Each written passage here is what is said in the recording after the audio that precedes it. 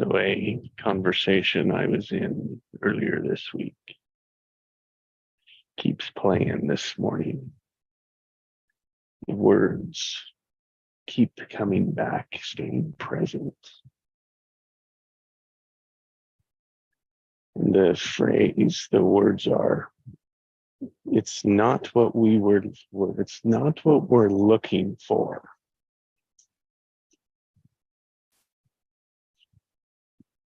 And it sits in my question, like from the silence of, wow, what is it we are looking for?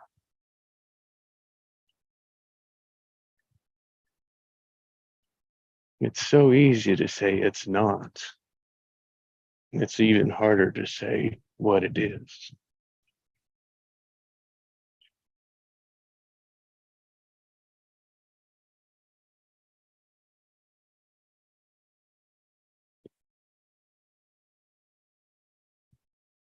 So that's what's taking my space, my silent space this morning.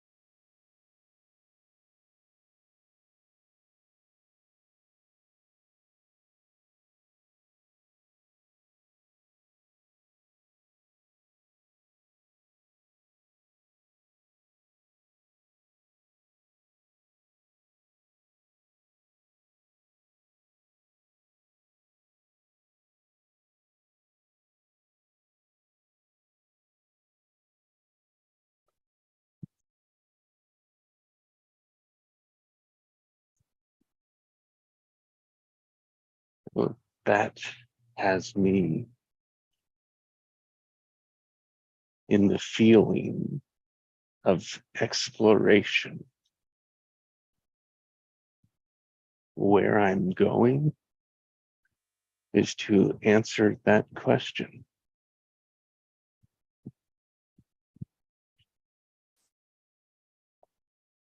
To explore that question. Doesn't have to answer it.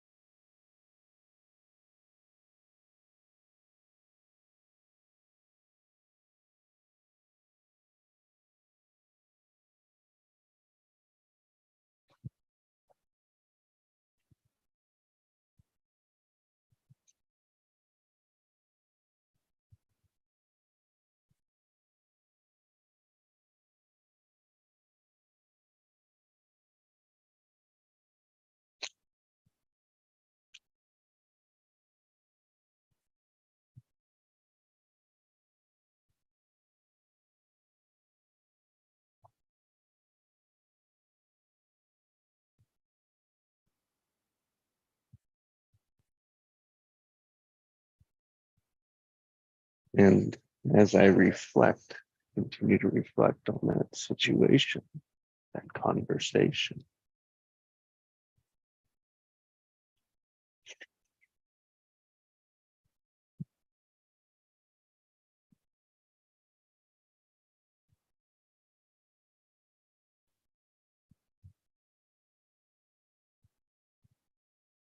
just the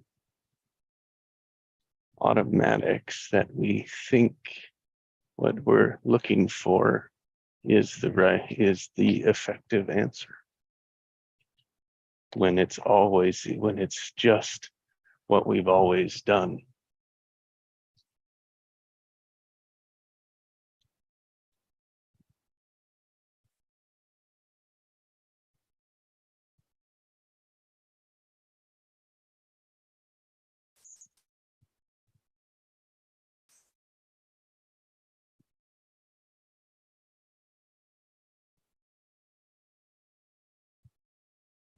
Just what our previous experiences have informed us.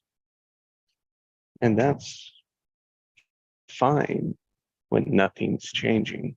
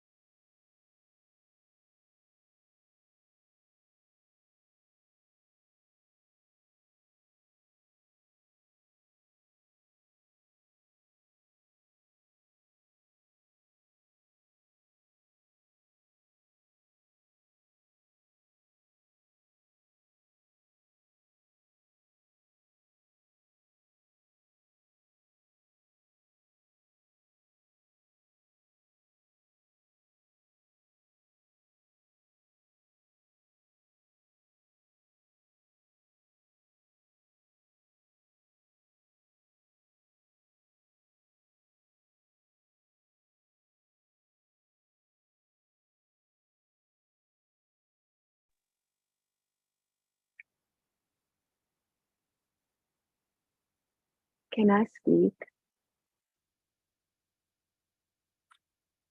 Yeah, yeah. I love the Yes, please. question. I love the question. I just love that question.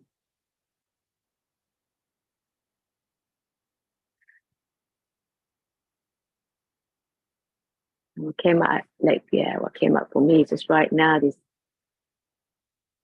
how I wanted to be, even in this now moment. I feel that right now that came to me with my imagination of how I wanted it to be, having the three of us now and on this call. And I don't know why, but it just came to me that I wanted to be around a fire, a build a fire. And so it was sitting around the fire now, and I have my incense. So they're coming past with some smoke, and I'm having this beautiful, beautiful smell, that I'm enjoying. And that's what I've always wanted to create in having to how I would have liked it to be. Yeah. how I would like it to be. And so for me now in my heart, this is something that is very playful for me. It really makes sense. It doesn't matter if it doesn't make sense to other people. But this is what my wanting in allowing to come into this reality, because it can happen and it will happen. Because there will be a day that I do sit around the fire with you and Craig. This is not just something I'm just making up in my head. So there's a difference. I'm bringing it to me. I'm allowing this feeling of just like chiefs. You know? I So just are you love it. calling in that experience? Yeah. Yeah. Yeah. Because I see you as chiefs. Chief warriors. And you got these heads, like, you know, these big heads, feathers. I love that, you know. And then the drum is like beating, yeah. And this beautiful, just this incredible satisfaction that it's yeah, and we get to enjoy it together. That's what what I've always wanted. So I denied that. I allowed it a little bit, but it became where I thought no one, I you know, I didn't understand it at that time. Now I understand it, and I'm grateful for it. So now I'm going to use it.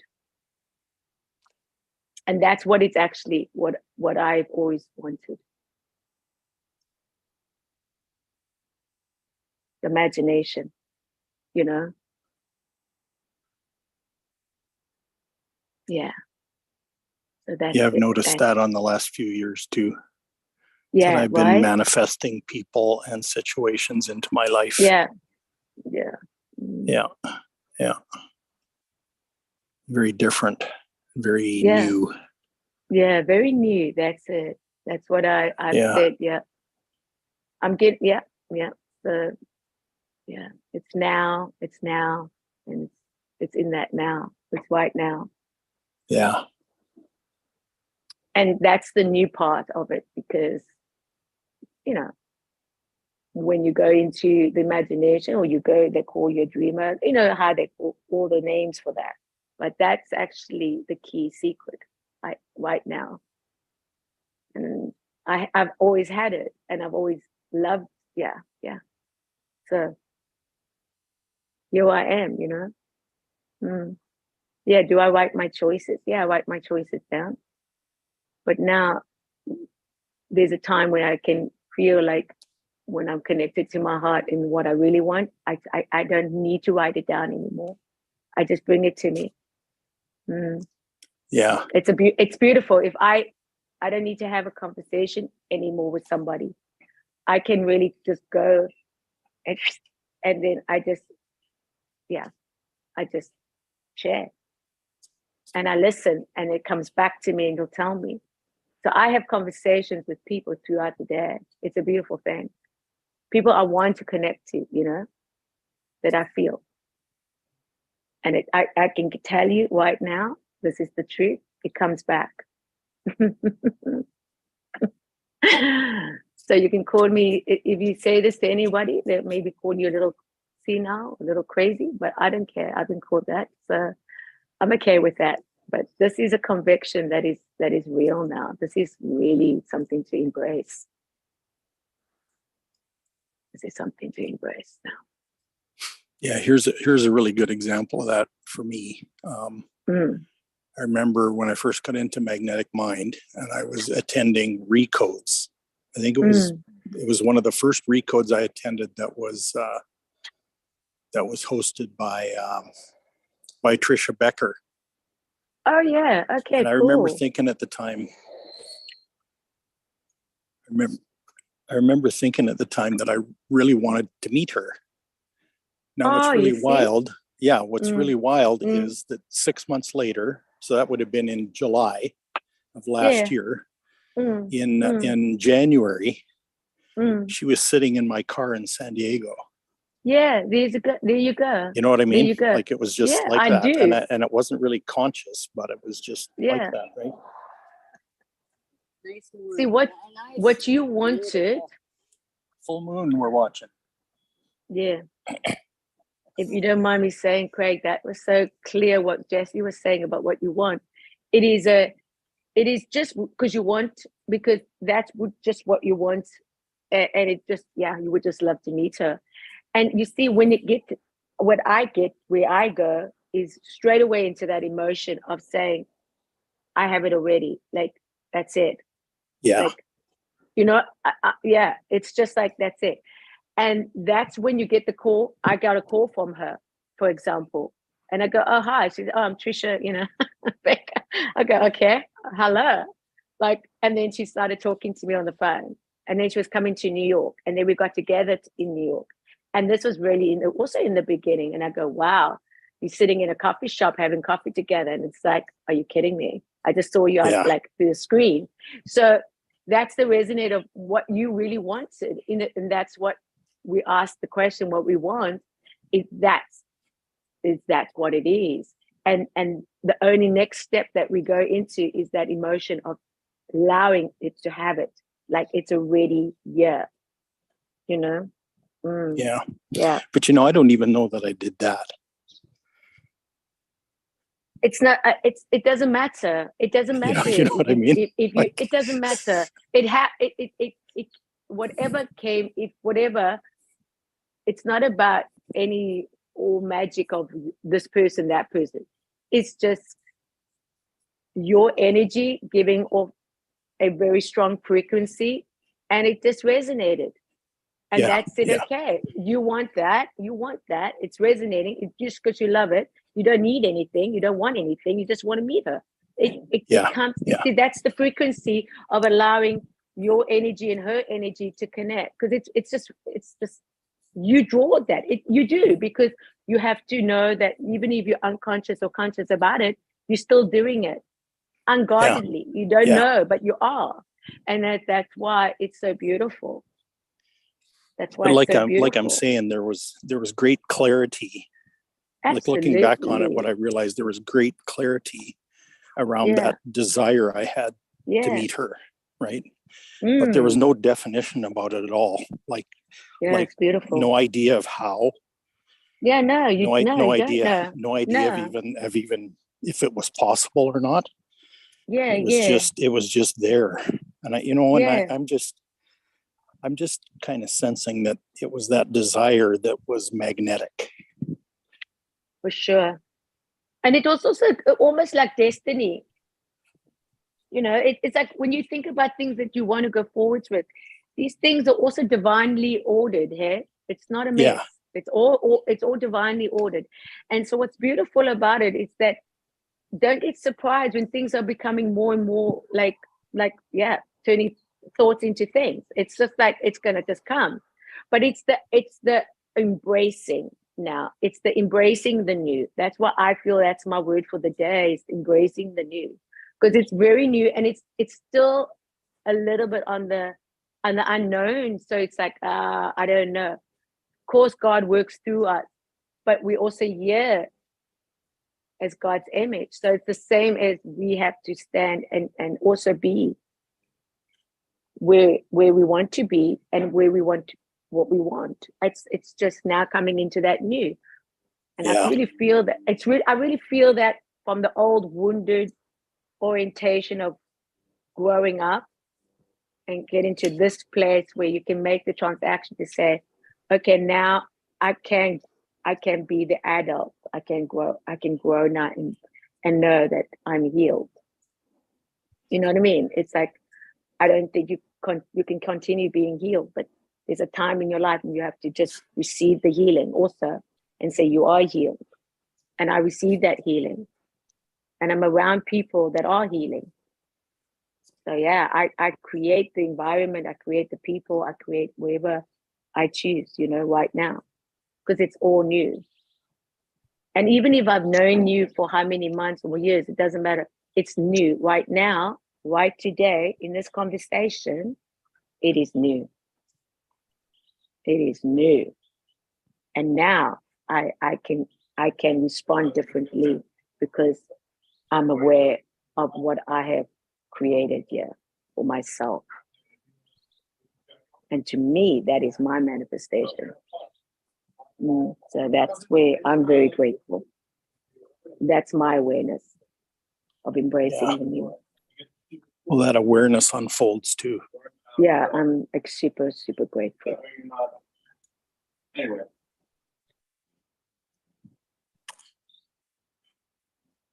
Like the awareness of what that actually was when I experienced it. There you got it, spot on. Yeah. And as you start realizing that, then you can be a lot more present in it. Absolutely. Yeah. And then thank you. That's it. Thank you. Yeah. Who's coming in? Ian. Hi, Ian. Because it's not like we ever have it all, you know. No, we don't. Sometimes No. we think we do. Yeah. Then something else unfolds or it just expands and gets bigger. And you go, oh, that was surprising, but delightful. Yeah. I feel that's why we have to be now satisfied. The satisfied of just going into your heart and even like reminding about you have your heartbeat. I know it sounds very simple, and you can say you get out of bed, you can see, you can walk, you can get on a call, you can be with others. When you have that mindfulness of really saying you have it all, you actually do have it all, because you are already whole. It's that's where we come into this new embracing, letting go of the old and letting the new come in, because we now can know that we're spirit living in a body, and we know that we got three conscious. We know that what is unconsciously programming us. We know that our focus, we know that our intentions, we know we want to focus, you know, and embody the feeling of how we want things now, because that's the power. Yeah, that's the power where we get to choose how we want things, actually how we want it, how we want it to be. And even if it's not physically coming into our physical, we still embrace it in saying, I'm at one with all, because I am now not needing to know that somebody else is going to make me whole. I am whole. I'm whole. And that's how you approach everything. Yeah, but will the awareness of wholeness ever be complete? Who knows? I think, but I believe we are complete. The awareness is what I'm talking about. I think we are. Well, we are whole. We are whole. We are whole. But are we aware of it? No, we're not. No, we're not. We're still we're sleeping. We're still asleep. Some are waking up, but hopefully we awaken. I know we've woken up in this group, for sure. There's no question.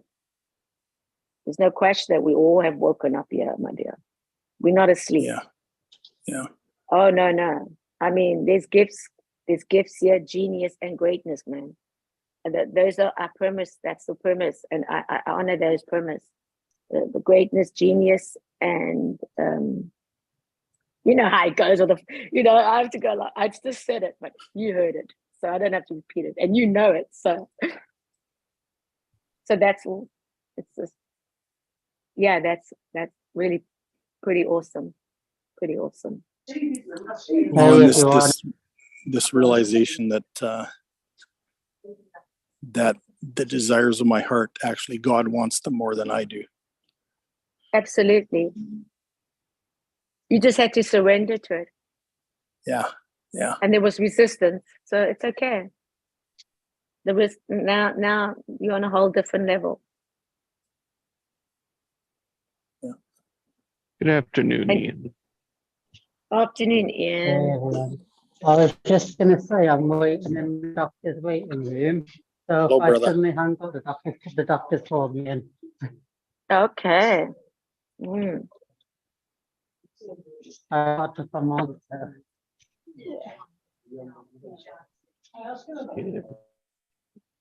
Great to be with you. Yeah, it's good to be with him.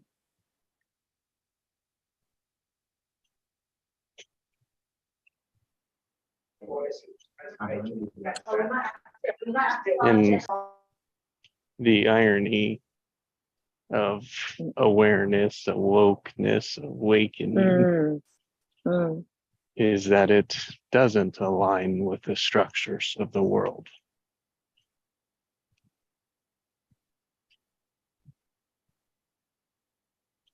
Meaning, Craig, the desires of your heart that God wants more than you don't play by the rules of this reality. Within, yes. By them with the expectation, no. Therefore, constant creation dilemma, tension, resistance.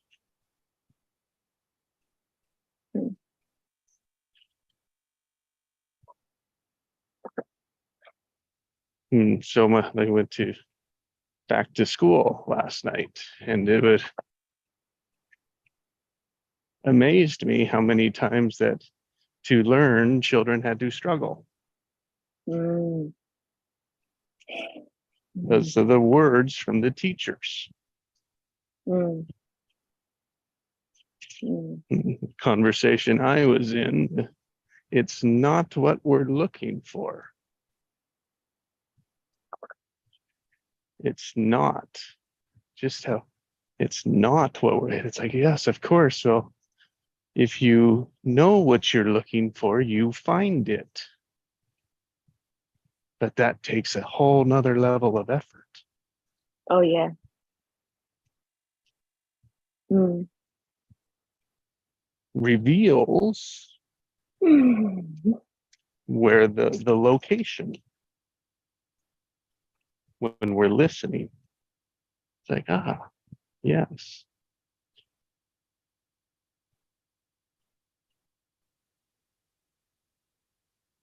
Mm.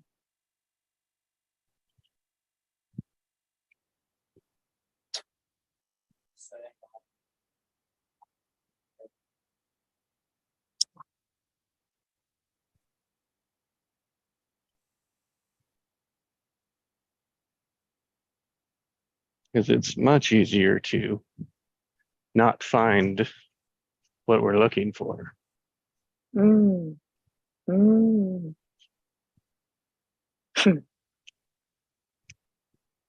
Mm. Yeah.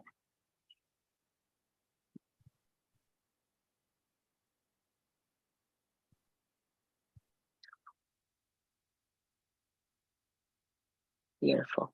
Mm.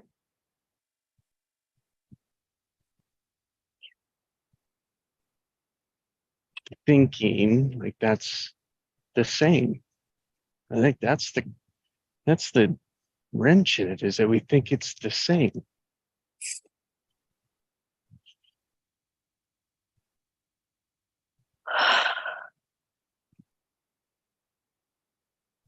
Not finding it and what do I want? Mm. Those are two different things. Mm. Mm.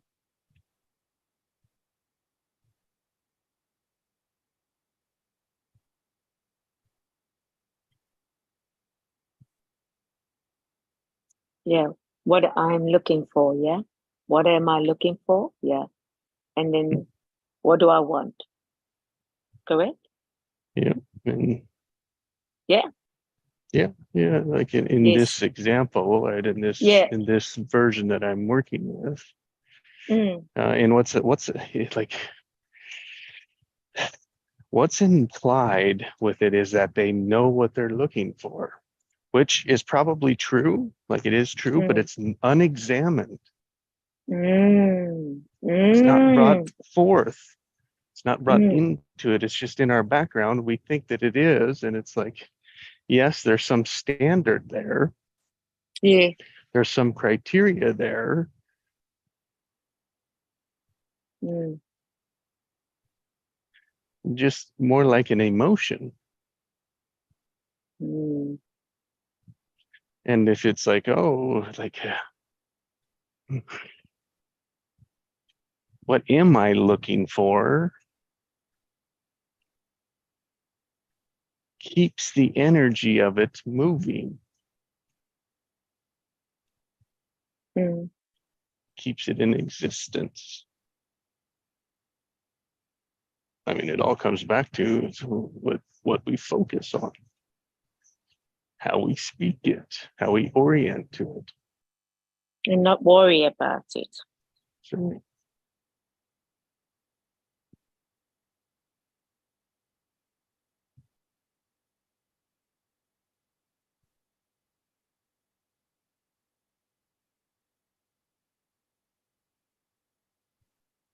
because the feelings do have a huge play in the creation.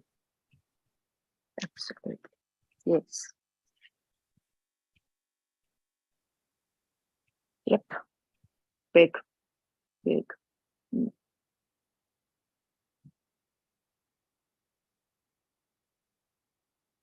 That's why we have to master it. Mm-hmm. Yeah. Because when we can master that, then it's very clear. Very clear. I'm just saying, just because like you can be in a, you can be in it, just, yeah, it was an example that I was going to give you yesterday, being in a store.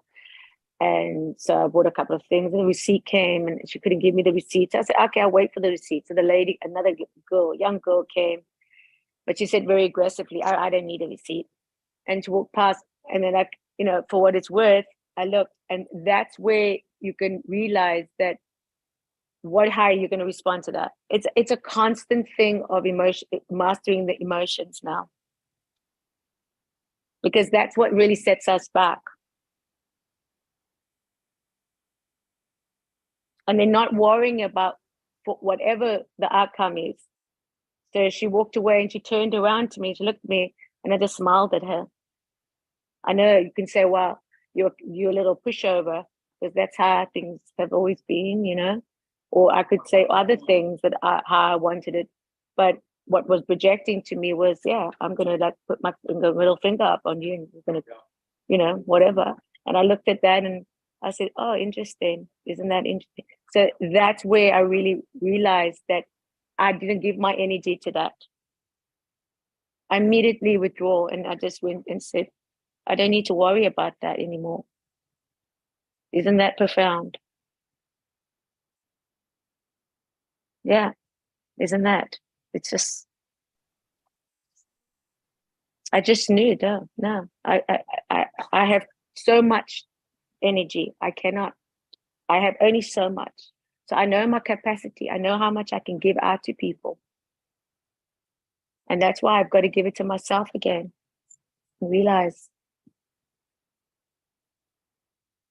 And that's what comes to me. I've got it already. I've got it already. I've got everything that's lined up, because that's what I would like it to be. Oh, it's beautiful. It's beautiful to be here, hey? It's very beautiful to be here.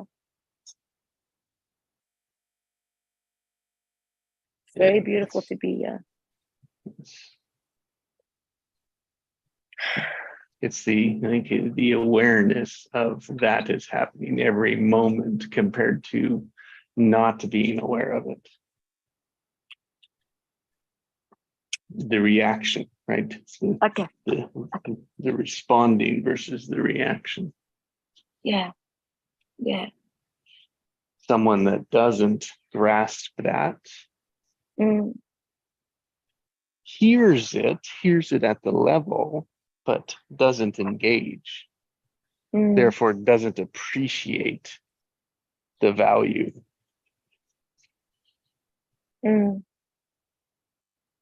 There's no experience connected to it. I love it. It's just to react how we've always reacted in the moment. Yeah.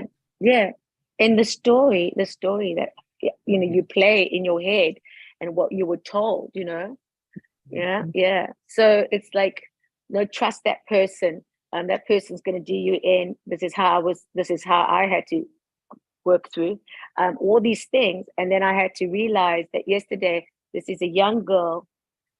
For whatever reason, I do not have to judge her. It's where she is. And it's just, impulse. She's immature. I saw an immature young person in front of me. And then I looked within myself and said, I was that person too. You see, I was that person too. I also did things like that. Not intentionally trying to be anything than just not knowing, maybe. Because that was just like ignorant. It wasn't even maybe projecting anything. It was just, you never know. And I had to be very, very, very like, whoa, that's interesting. And then I could just smile at her. And that, I don't know what could do, what that would be. But I do know that she's hurting. That's what I do know. Yeah. Because you see the people's behavior when they are projecting and they're defensive and they're judging or they don't want to get, doesn't matter. Then you know where they are. You know where they are and you can hold space for that.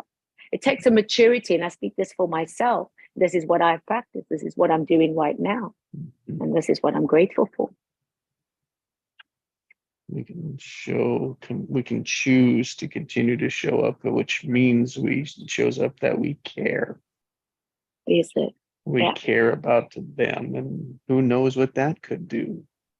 Yeah. And with that, good morning, Mona. So good to be with you. Mona. Good morning. Hey, How are y'all? Lisa. Good to hear your voice. Good to be Good to here. hear your voice. Yes. Yes. Blessings, Mona. I really am enjoying what Nikki is saying because I am learning techniques how to be non-reactive. I needed to have a conversation with somebody, and I knew that it was going to be a touchy subject. So what I did is I sat down and I wrote a letter to this person and got a lot of stuff out on paper. And I folded this letter up thinking that I might take it with me and give it to this person. Well, instead of giving it to this person, I took parts of the letter out and drew it into the conversation. And I took the parts out that I wouldn't have, or I didn't have a reaction to. That was a triggered reaction, and had a great conversation. And I threw away the letter.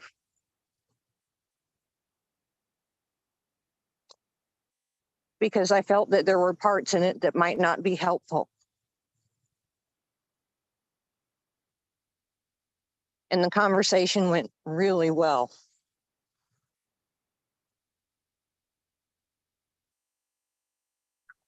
Which is what I wanted. That was my intention. That's right.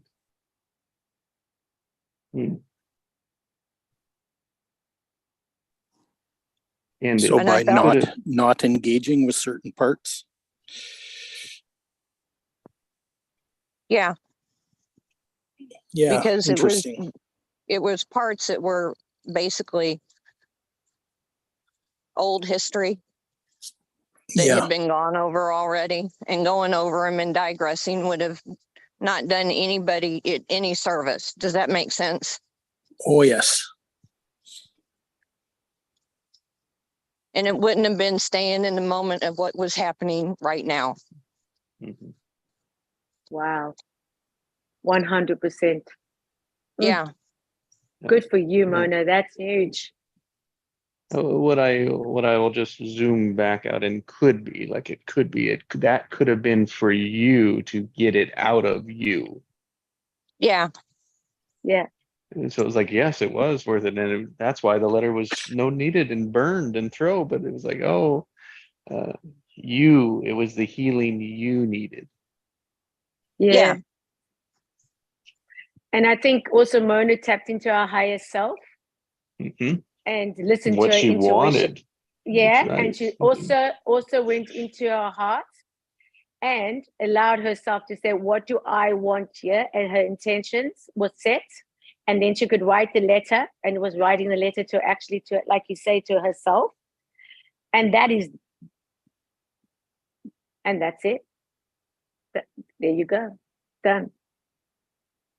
And the end result, she had a great conversation and she said what she wanted to say. That was clear. It was received, and that's progress. Not perfect, nothing is, but that's progress. That's what I love. Progress. Long as we And you're right, progress. it's not perfect, but It's it's not progress. perfect, but it's progress, baby girl. It's progress.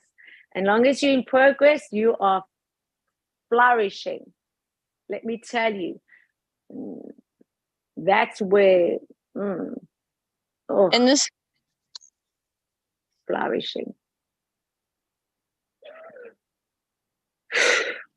Beautiful. More awareness, please. yeah, Yeah. Yeah, beautiful, man.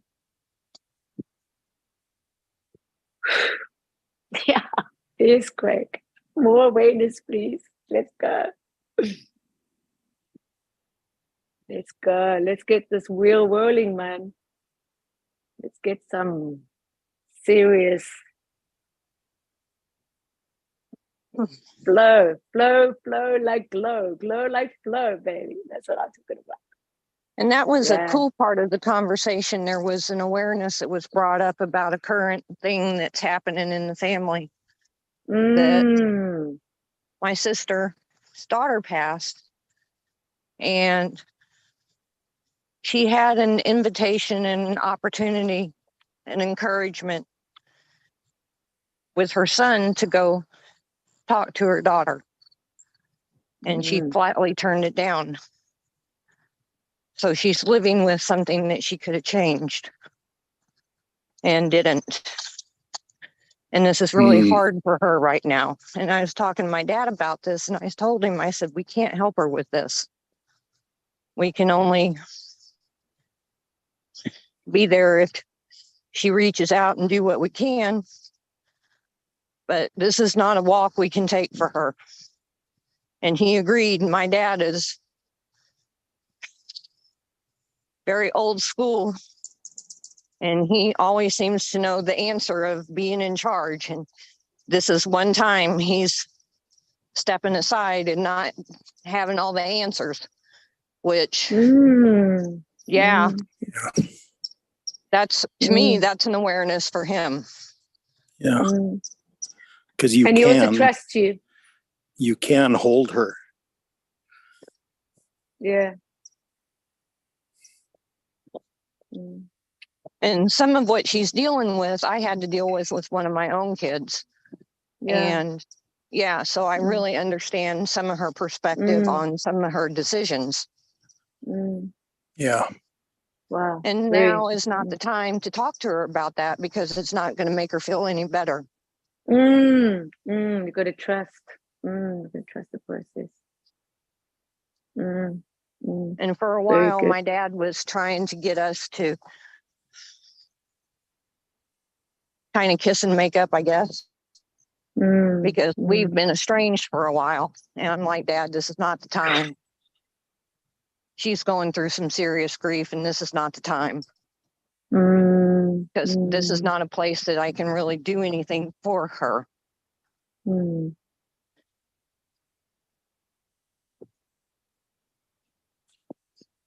Except hold space. Yeah, but that is all. That is so much what you're doing there. See, we always think we have to be in the masculine, like go, do. But you're in the feminine. You're holding space. You're holding tension. It's massive. Massive. Yeah, but you're right. And I'm a masculine energy person. Yeah, and it's hard for me to feel like I'm doing something when I'm just holding space. It's like, it's ridiculous for you. I know. I want to wrap my arms around her and be able to physically take some of that negative, painful energy she has going on right out of her and absorb it and release it for her. And I can't. But why can't you do it now? right now? Why can't you put your arms around your sister right now? Why didn't you call her? She won't take my calls, sweetie. No, She's I not in mean, that place. like calling it, like right now in your now, just call her right now, Yeah, do it right now, energetically. and allow you to feel her, because you know her essence, you know her spirit, and just allow her to be there and see her face and you seeing her, but really feel that she's there with you right now. This is where you can just allow that unseen, just bring her to you right now. Allow her to just know that what you're feeling, you're putting your arms around her right now. She's allowing you to put her arms around. She wants you to put up your arms around her. Put your arms around her and just hold her like you want. Just feel that. There's so much love.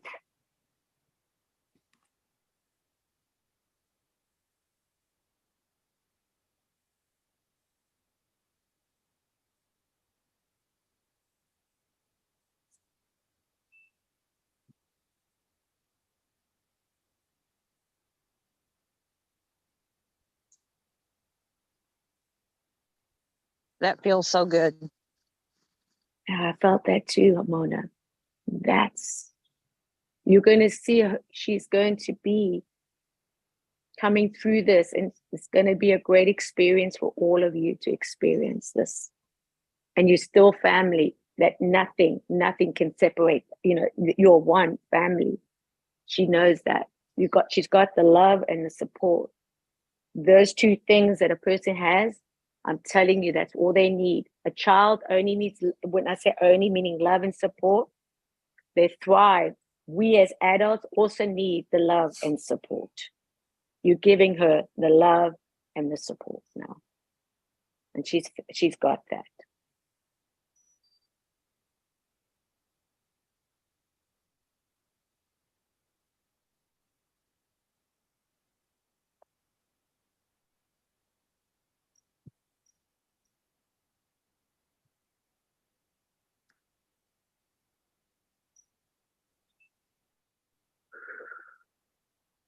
Had a conversation with Chantel recently. Mm. She said it's not to be in a hurry to get to the other side. Mm. Mm, Mm. mm. Mm. That's your daughter, No, that's my niece. your niece. Mm. Yeah. Awesome. Yeah. It's my Yeah, sister's yeah. daughter. Yeah. Yeah. She's still very involved in all of this. Yeah. Very much so.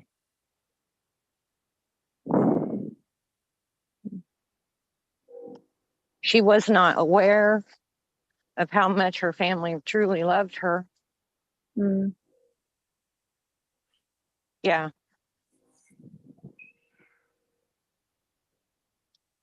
And she had a dark force in her life that she was trying to get out from under when everything, I think, kind of went south.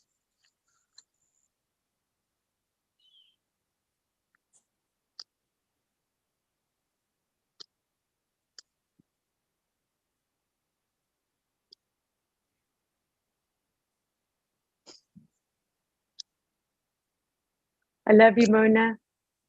Thank you. I love you too, Nikki. I feel that. Thank you. But the funny thing is, I don't miss her as much as the rest of them do. Well, because she's still around. Yeah. Mm. Yeah. Yeah. Beautiful. See, here's what came to me when you're mentioning her and her talking to you. You are her connection with this situation. So keep up the conversation with her. Yeah. Yeah. Oh, I And I like know that. she has messages And this is what comes up for me. When I got involved in Chris's program, she didn't know I was trying to get help for myself. Mm, She thought Mhm. I just got involved in some crazy thing, mm, and she blew me off. mm, mm. And I would really like to introduce her to somebody that's close to her in her vicinity that's from the program to help her out, because I think they could.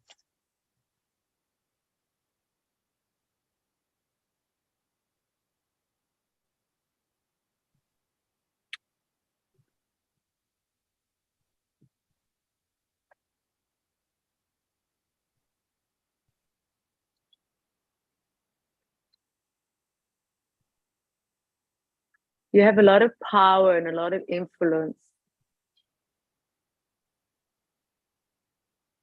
Mona.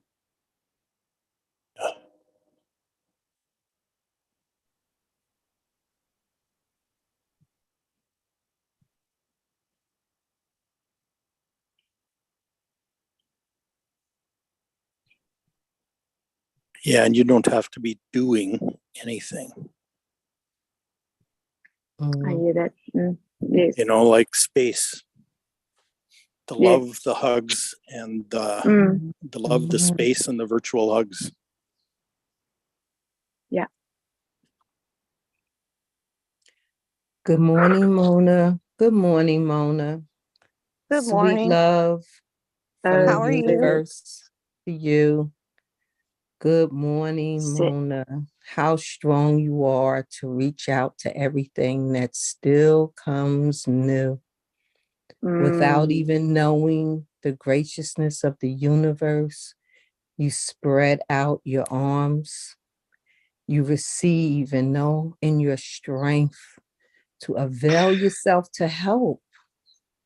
How beautiful you are to do that for yourself, to be a river and not a reservoir, so that you are accessible to others too. ooh, yes. Mona, Mm, you are mm, joy. mm. Your Yes. Come on. presence is the gift to her. You Amen. don't have to bring anything, you don't have to influence with effort. Just be who you Mm, are, the river. mm. And when she comes and sits down by the river, she'll feel the breeze that comes along with your flow without you serving it up or giving her a spoon to feed her. She'll feel your energy and your flow. Ah, And as the leaves and petals roll through the river goes by, she'll want to dip her pinky toe in and to old feelings say bye-bye. She too will feel the life of the water and the joy of love you bring, and you'll be able to smile at the banks, and even the birds will sing. You don't have to force anything, but yes, you must be.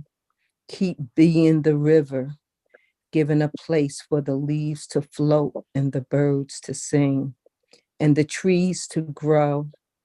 You give a haven and a place without pressure, so people themselves can unwind and redefine without limitation, to feel the spirit of love that is divine. Mona, you are love, you are pure. There are still some things that are over you, but take care of your wounds too. And as you heal and grow and flow, others will receive you anew. Mona, Lord Jesus. you are love. You are love. You don't have to ask for it. You don't have to push it out. You are it. Mm, Mona at the mm. river, Thank Mona you. by Thank the you. shore. Let the winds blow gentle and even more. Mona, you are love at the river. Mm. Guess where I'm going today? I'm going to the beach. Yeah. Wow. There you go. Amen to the beach. Yeah. Wow. Amen. Yeah, the ocean, that beautiful white sand, whatever color sand it is. Oh, feel it between your toes and make sand castles and go swim in the ocean. Oh, there's nothing better. Go dip yourself That in that river ocean. metaphor was perfect. Right? Isn't it? I tell you, if that's not a conviction, right there, right now, if this is not a conviction, then I do not know what a conviction is. But that's what I'm talking about. That's what I'm riding on. That's the wave I'm riding on, that frequency. That's it. Sweet, beautiful. There's honey. Mm, Honey, honey, honey, honey, milk and honey. The promised mm, land. mm. Milk and honey, promised land. Honey pudding. You like Ooh, pudding? Honey pudding. honey pudding, baby. This is the new earth. This is what we are creating right here, right now. Yeah. So we just got to allow ourselves to be aware of all the potholes and, the whole old stories that are playing in our heads and in our lives, and the distractions that come constantly bombarding us from left, right, and center. And you just got to be like knowing, what do I want? I want peace. What do I want? I want love. What do I want? I want joy. Yes. Yes, Ooh, and more of that.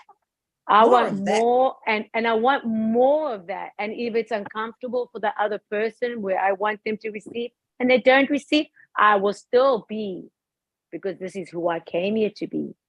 This is what you came here to be. Your light, your gifts, your contribution, your knowing that you are now, in this now moment. You get to create. You get to create. Isn't that just the most powerful thing? You get to create as the creator. Beautiful. Thank you for that. That echoed through my whole body now, right through my body, right to every cell. Wow. Talk about a fire. Talk about a fire. I'm around. Yeah. This is, yeah. Thank you. I was saying to Jesse and Craig that we're around a fire. That's what I felt, camping around a fire. Yeah. Something I always love. And wow, this really ended it to say we are definitely around fire. Yeah. Very, very inviting, very warm, very encouraging, very uplifting. Wow, so much brightness, so much brightness. Thank you for shining. Thank you for shining your bright light. My God, thank you. Wow, thank you. Thank you. More awareness, please. I'm loving you, Craig. I'm just gonna kiss right now, put my arms around you and say, I love those cheeky cheeks. You came in with this cheeky lover. And you just, I am squeezing your little cheeks now, you sweetheart. Good, I'm feeling that. I'm just squeezing Keep it coming. you. Like, keep it coming. I'm squeezing it. I'm receiving it all. You lover boy. And my hands are inside Nikki's hands because I want to squeeze too. Go for it. Cheeks. I'm telling you, it's the power. It's the power. It's really, this is the power. This is the truth. Yeah. It's not egoic. It's not trying to be better. It's not trying to know better. It's not trying to be smart or make impression. It's just showing up, in all your vulnerability, in all and everything. But it does take a certain guidance to know where to express it till you can feel that you're allowing yourself to be, So this is why it's a very sacred place. It's a very round the fire, come with all your. This is a sacred, sovereign place. This is the hallelujah. I got to just say hallelujah to that one. Yeah. Well, we acknowledge our completeness, don't we? Here, Thank you. Yeah. Without There's being it. afraid of it. without Yeah, being afraid of it. yeah. Yeah. And not, Yeah. that's it. But being You know, and- inquisitive about it. That's it. That's it. Yes. Yes. So when I say more awareness, that's what Mm. I'm talking about. More awareness of Yeah. the More beauty and the awareness, baby. perfection and the completeness that we already are. Yeah. That's it. Oh, just take that in now. We are so magnificent. Oh, So let's just very, take that very in. magnificent. Yeah. Oh, Yeah. guys, I'll be right back. Okay. Go find your golden slipper. I think you actually have it. But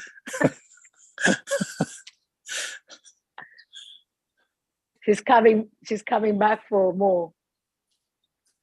Now, Good I wanna evening, see- Ebony. Hi, Pascal. e- Good morning. Evening, morning. Morning, Jesse. Good morning, Pascal. everyone. Good morning. Good morning. Good morning. Afternoon, evening. Morning, good evening. afternoon. Oh, good morning, afternoon, and evening. Yeah. Greetings. That should cover it all. Greetings. Yeah, greetings. I love that. Greetings, international time everywhere. Amen to that. Yeah. Yeah. Good morning and now more. There you go. Yes. There we go. Yes. moment. And I'm in Pacific Nice. time zone in Arizona, and the full moon is just setting just now. Wow. It's just dipping Wow, down toward beautiful. the horizon. That's the second one Mm. this month, yes? Yes, Yes, it is. Yeah. Yeah. Yes. Yeah. Yes. Yes. Oh Yeah. yeah. Oh yeah. Yeah. Yeah. But this is fantastic. I'm actually seeing this in the morning. Beautiful, So, Craig. yeah. Beautiful. Got up at 4 You a.m. take- today, you so I take- wouldn't miss it. Look at you. Wow. Yeah. Talk about Yeah. wow. Talk about an early riser. Yeah. That's early.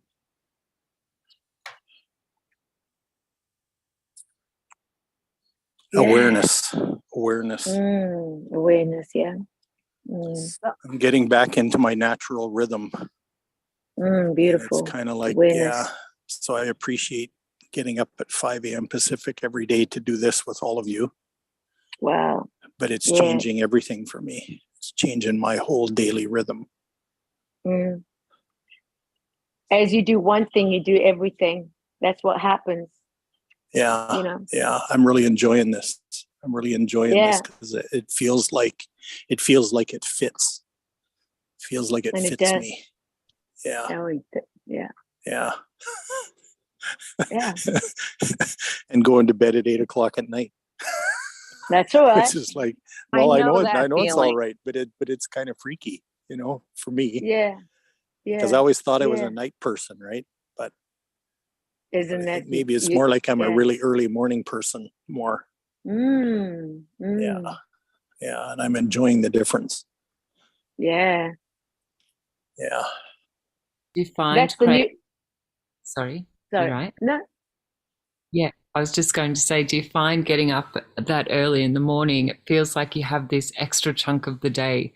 I love getting up early because it feels like that for me. It's like this extra part of the day, and it starts off, it's really peaceful.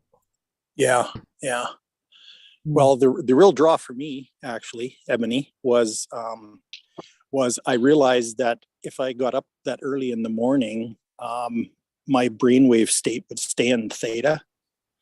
And so as we've been doing this over the last few hundred days, I'm getting so that I can stay in theta brainwave for like 4 hours, 5 hours now. and that's one of the reasons I really like it. Yeah, yeah, Mm. yeah, that's beautiful. Do you think So it's I like, have- Go ahead. I have a question after you.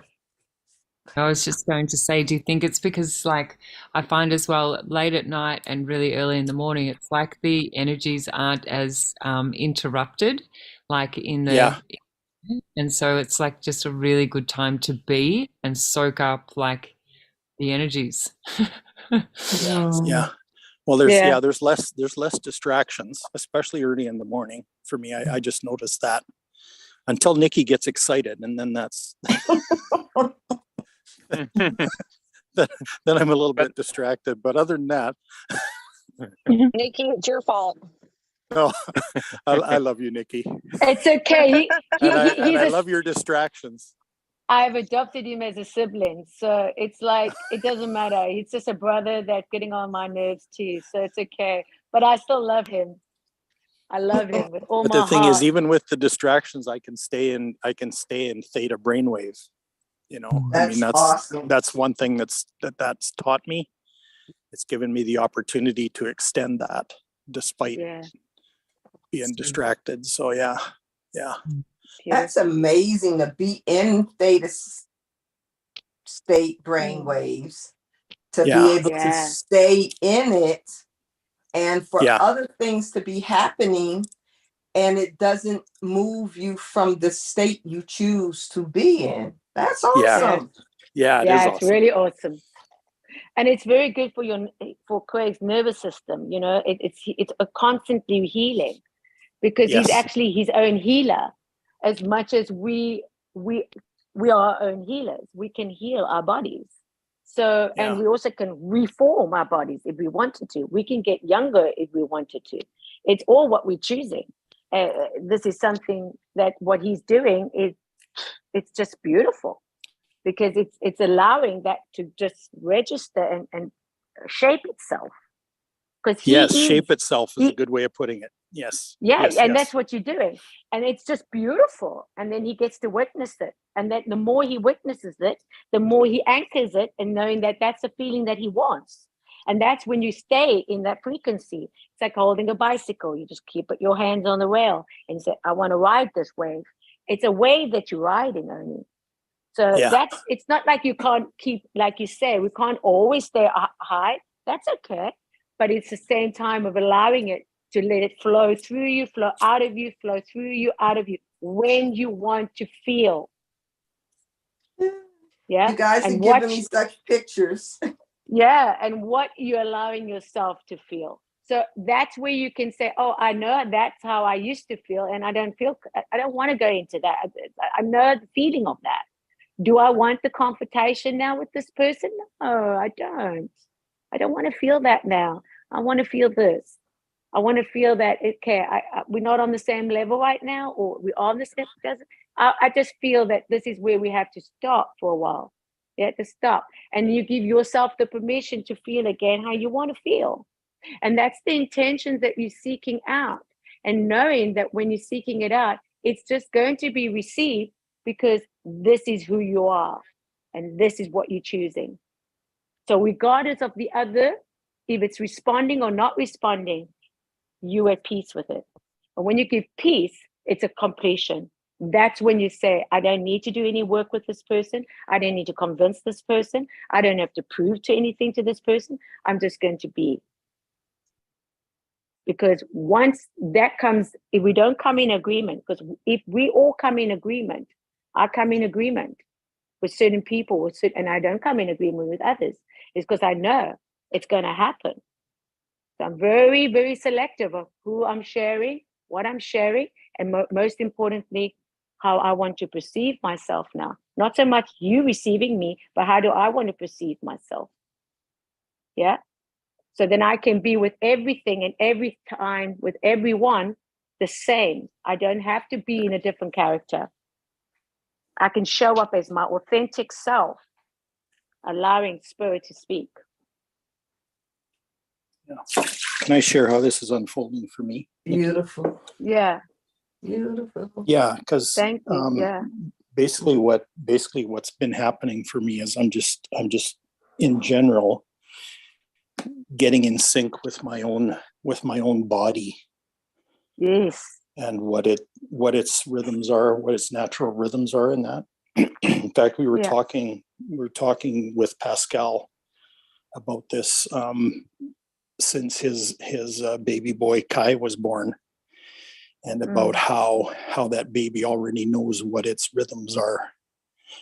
And, you know, and as parents, without really knowing it, we kind of force our kids out of their own natural rhythms.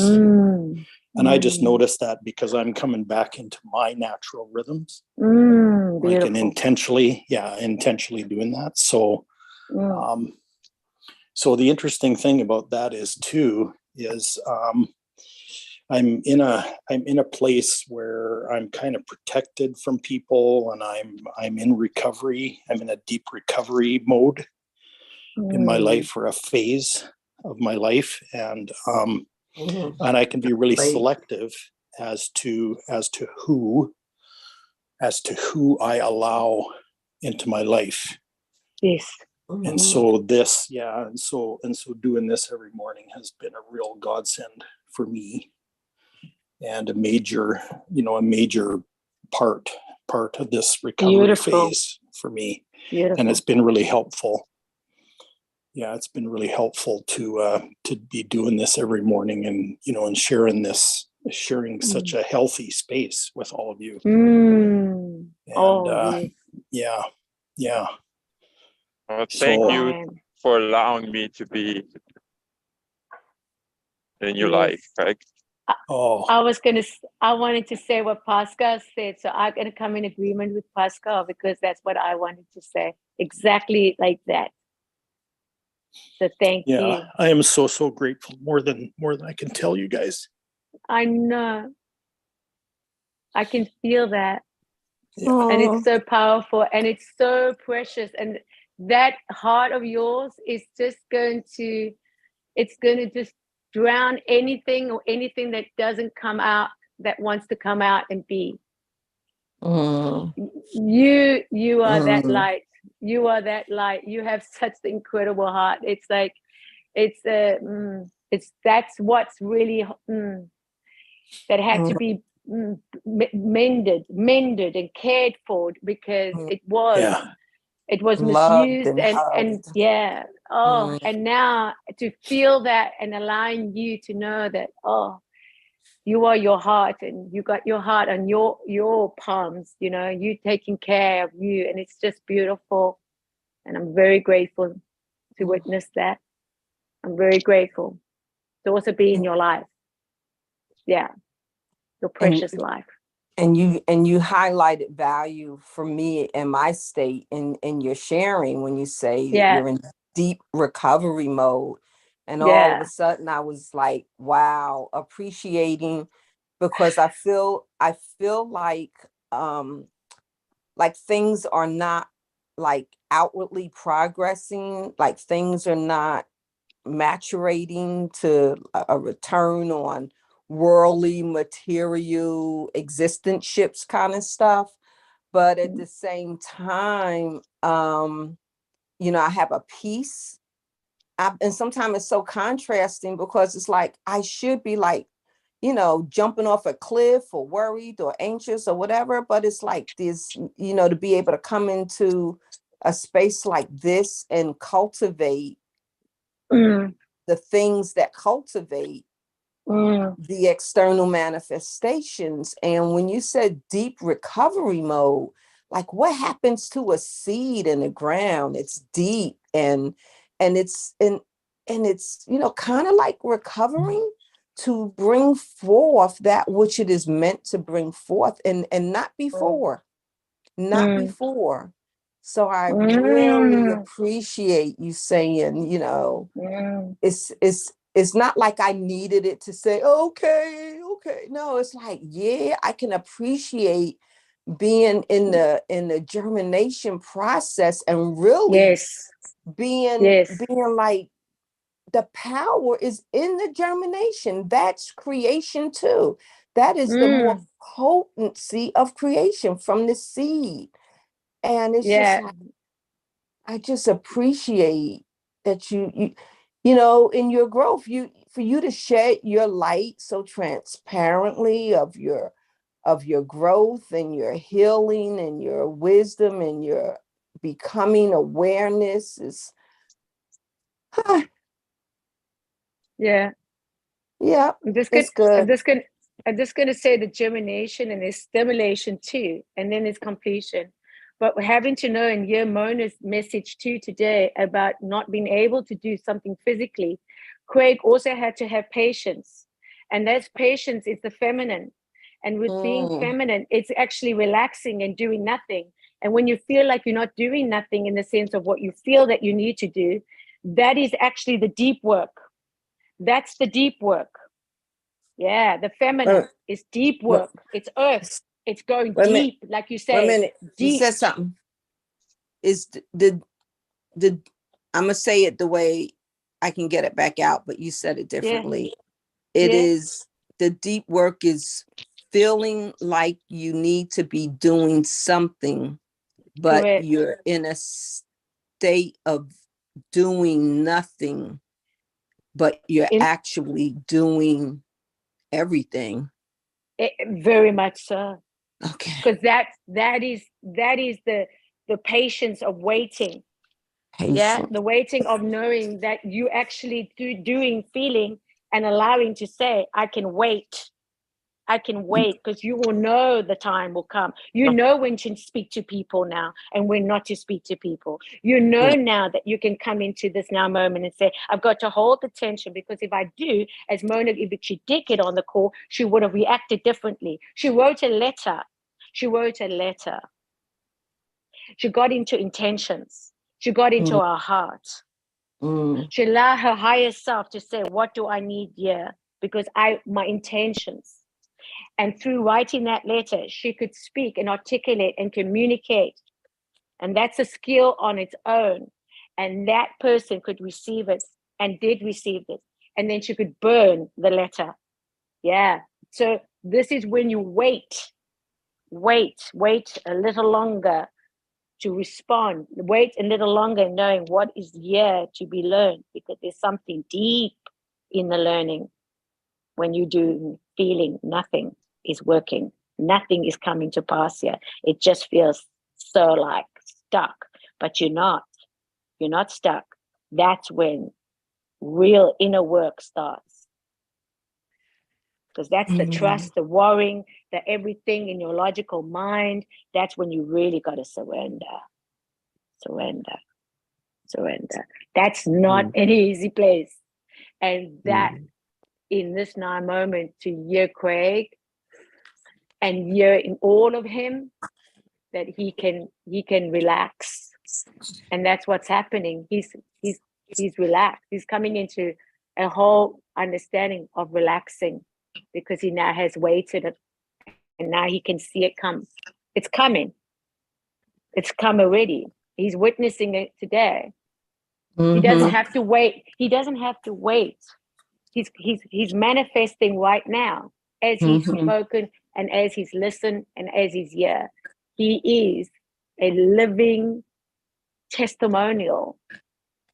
Not because of what he knows and what he's experienced. No, he's a testimonial. If you listen, you will hear. You will hear God. And I'm not joking. You will hear God speak. Thank you. And that's how powerful he is. I need to express like two points today.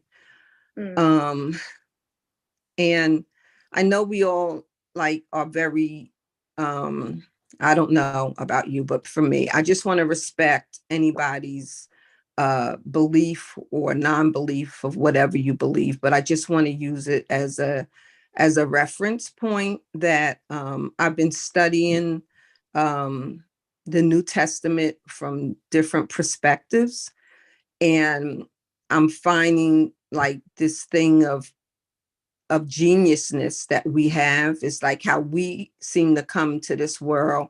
We get disassociated from our origin and our geniusness. And I look at how Jesus is portrayed is that he was able to come without being disconnected from his geniusness. And so then he lived in his geniusness and a very feminine state, I find, of of prayer and meditation. Like he prayed for like hours and hours and hours, and then he came out and did these miracles. And he said, greater works shall ye do. And it's like, so it relates to us being in our feminine stillness and in touch with our geniusness, and that we have the authority and we have the beingness as we were created to create our existences. So that's one area that I wanted to like just give a revelation that came to me of how to perceive the books about Jesus, and how we are really created to be to walk in our power. Like he came to say, look, walk in your power. Like, come on now, walk in your authority. You don't even need permission for certain things because you are already it. You're looking for approval. You're looking for someone to pick you up from the water and take you into the water. The power's not in the water. The power is not in somebody else coming to pick you up. The power is you.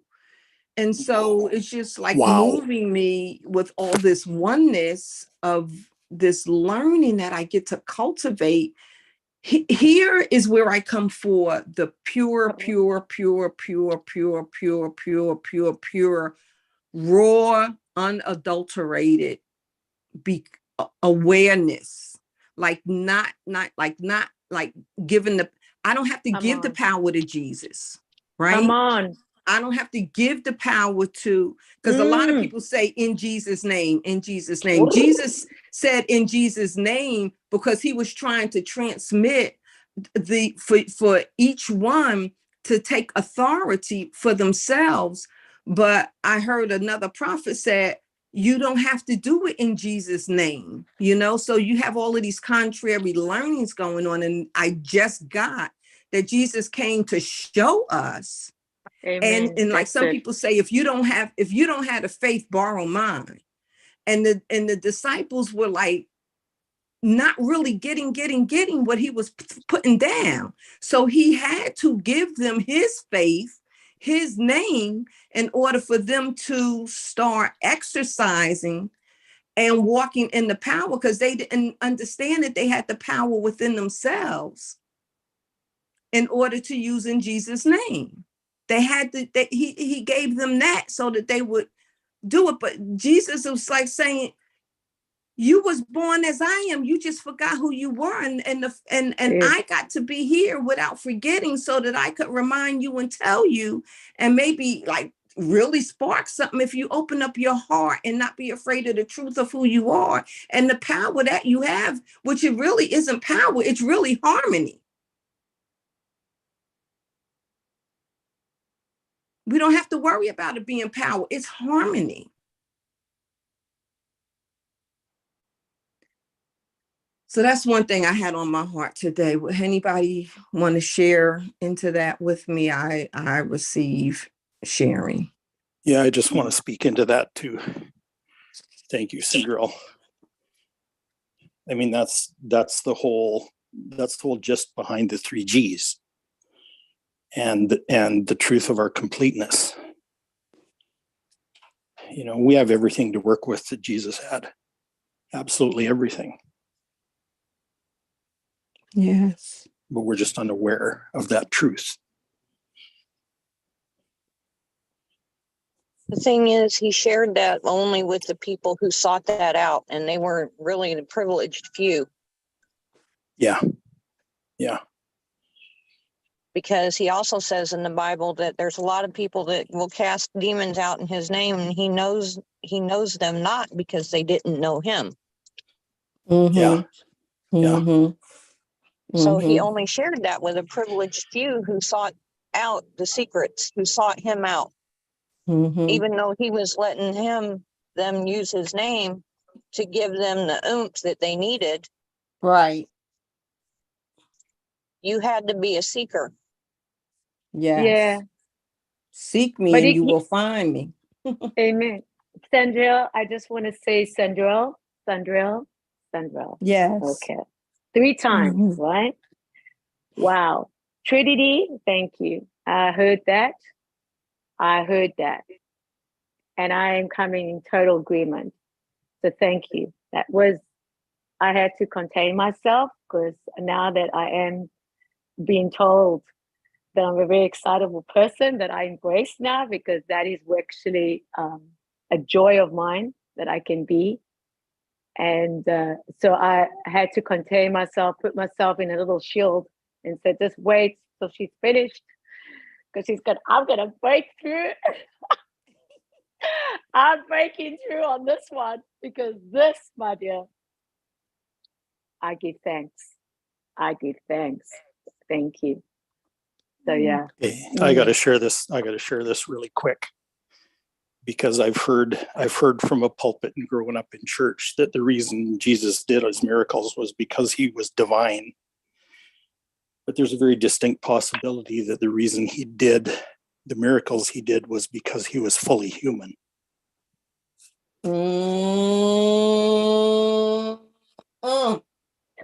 What you say? Hey, what you say? I love it. Sandra, you are just the queen. I'm with you, Nikki.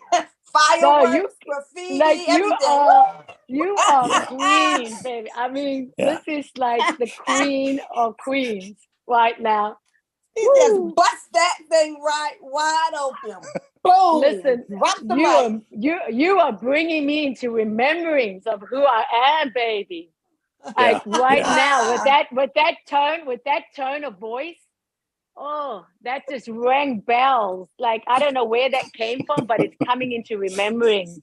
Because when you say it like that, that was cool, wasn't it, Nikki? Oh, girlfriend, I'm totally riding on that frequency, because the way it went down, and then it's and then it's like that whole. Tell me now the truth. Tell me now the truth, because we were told to be disciples. Yes. We were told also to love one another as you love yourself. Yeah. That is what I have asked, and from that, and to follow his lead. So, right? It's like Peter said on that stormy night. He said, "You bid to me to come out of the boat." Yeah.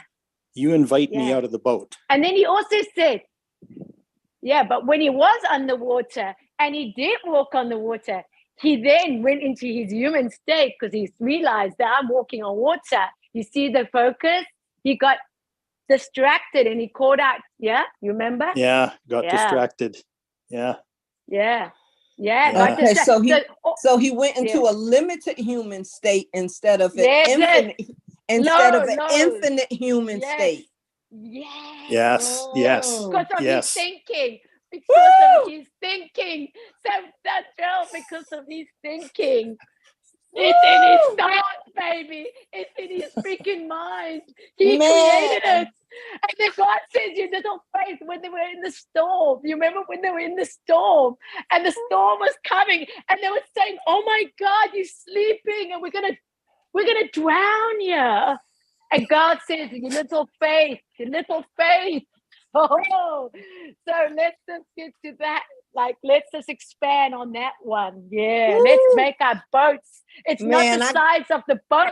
It's the little faith. I got loaves of bread. I got cake.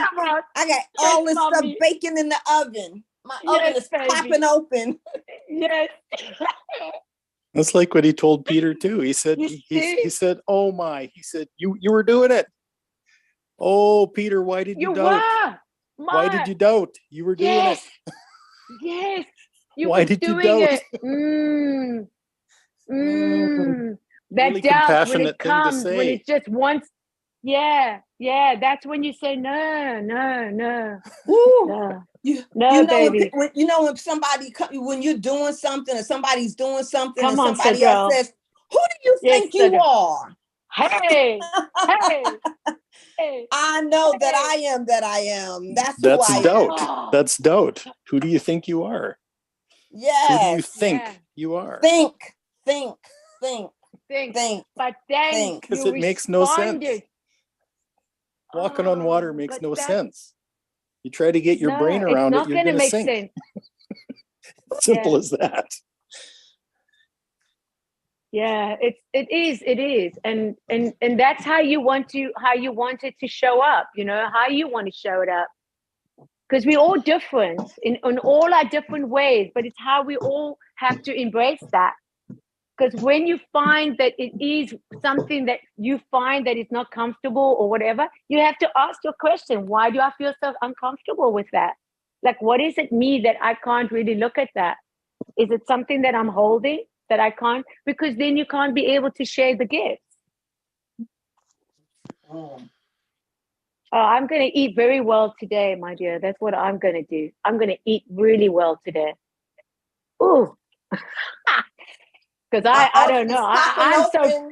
I'm telling you, girlfriend, I'm smelling it from here. I'm so full already. I don't even know. But the trick is, the trick is, like I mentioned before, it's not about figuring out what you need to be doing. It's about not allowing yourself to be distracted. So it's learning to stay in that theta brainwave state for as long as possible and not be distracted out of it. Okay, I got some work to do there. I do have some work to do there. We all have work. Yeah, this is just a reminder. We're just reminding each other. It's not like we don't know. We've been there. We've done it. It's the reminder. Yes. This is what's happening. We're just reminding each other. And that reminder goes, oh, yeah, okay, cool. Let's go. Boom. Ooh, all of us have been magic like that. At least one time in our lives. All of us have. Yeah. Yeah, we're doing it right now. Can you feel that? We're doing it right now. This is power. Love-olution. Love revolution. You. And it is the new way of being. This is the embracing the new. When your heart was broken and now your heart is a place where you can just allow, because now you are knowing that it's allowing.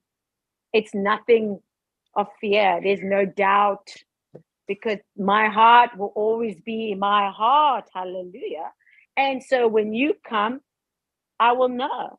You know, it's a wonderful practice. We go through life experiencing it, but we're not the broken heart. We're not the broken this and the broken that. We are now coming into this now. And so when you just say, wow, what's showing up for me? You know, what do I need?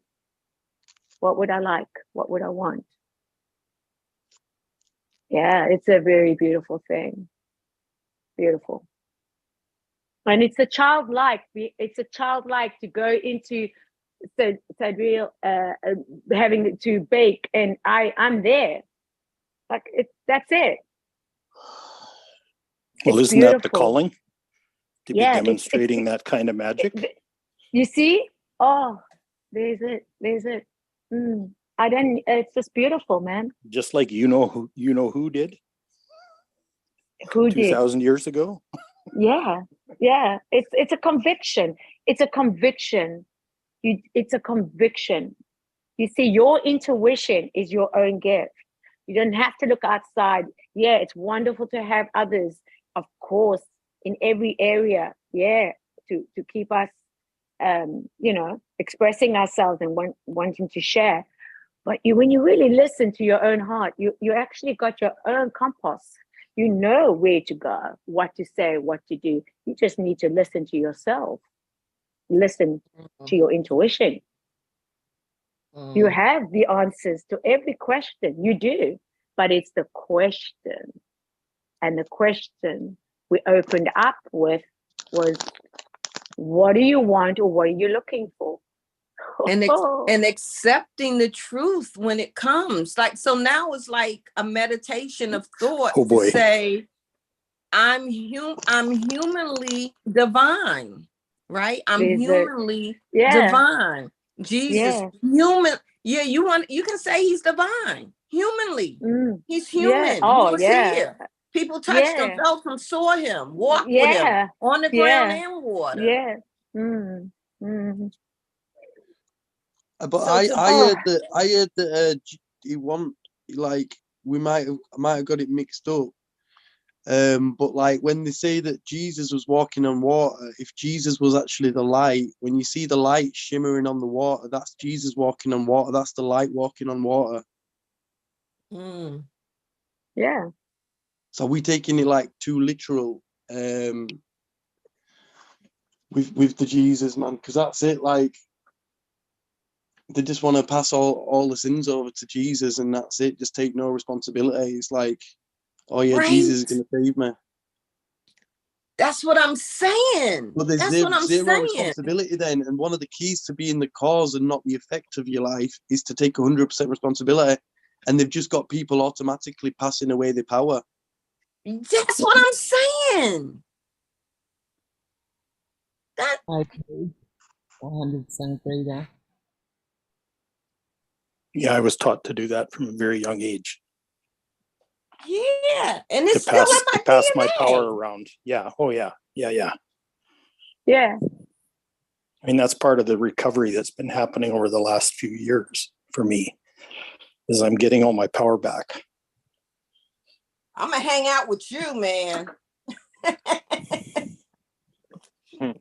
Yeah, and I'm not even doing it consciously, really.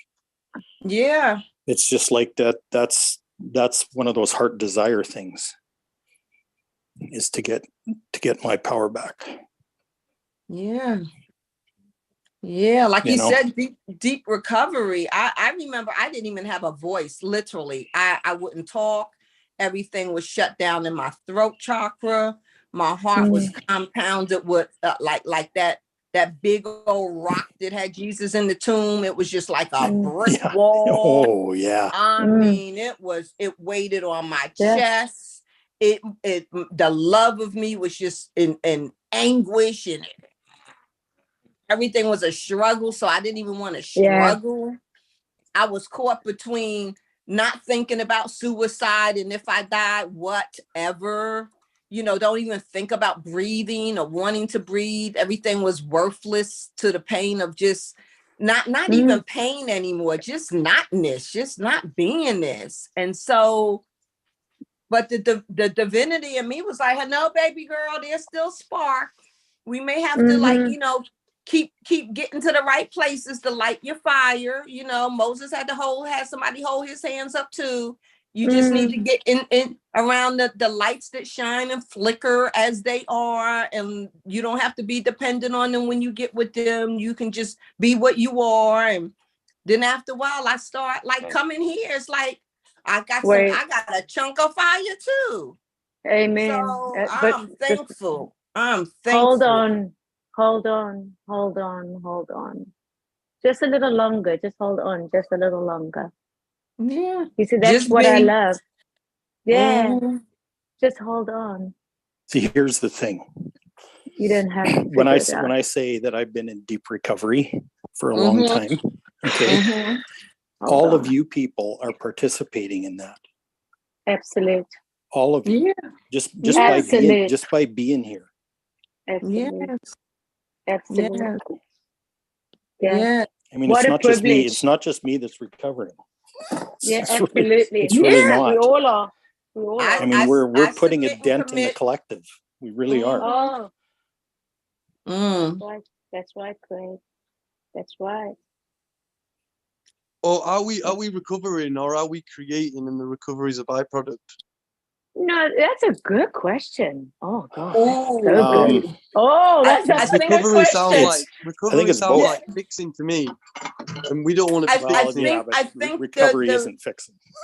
Yeah, I think what I'm seeing relating recovery as is just the awareness of the unfolding and the grandness of being who, as we divinely choose to express ourselves as. It's just something that we were not doing before, not breathing before, not expanding before.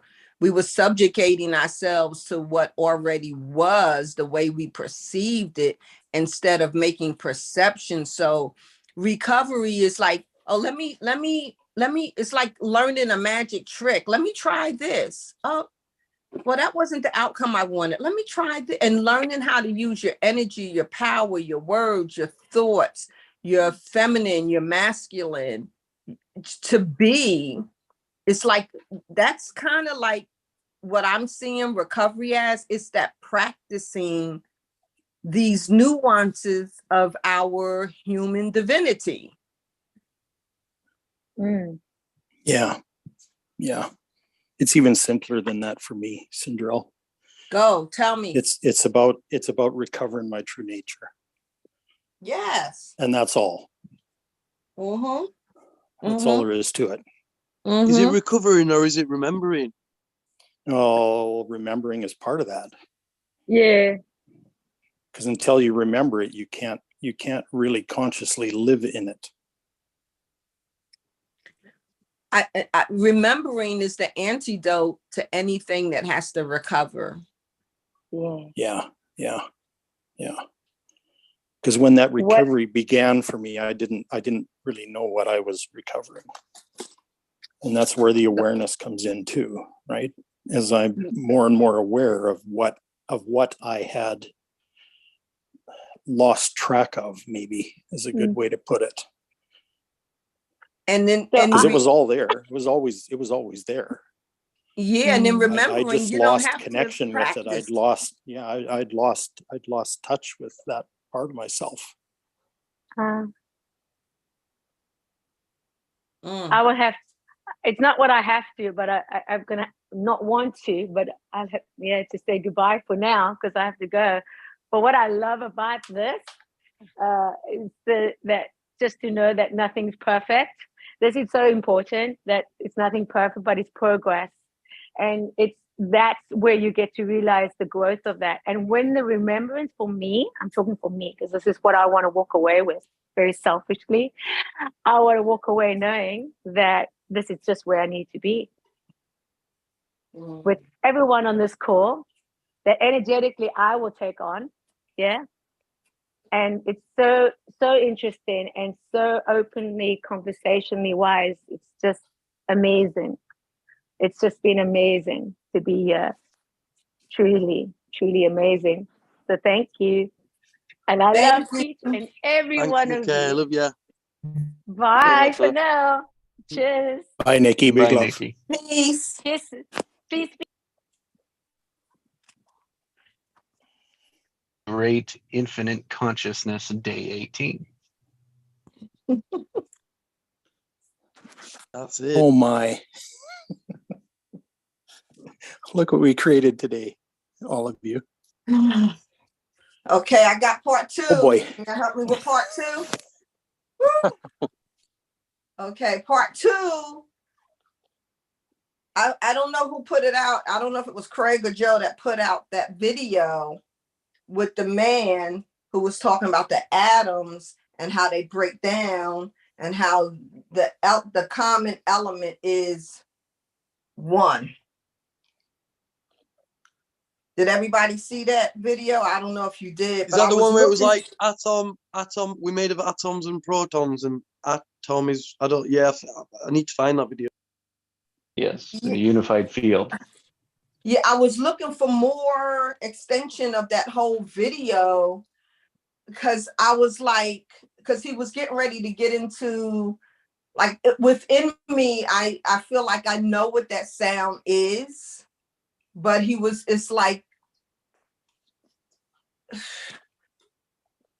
it's something that's nothing, that's everything.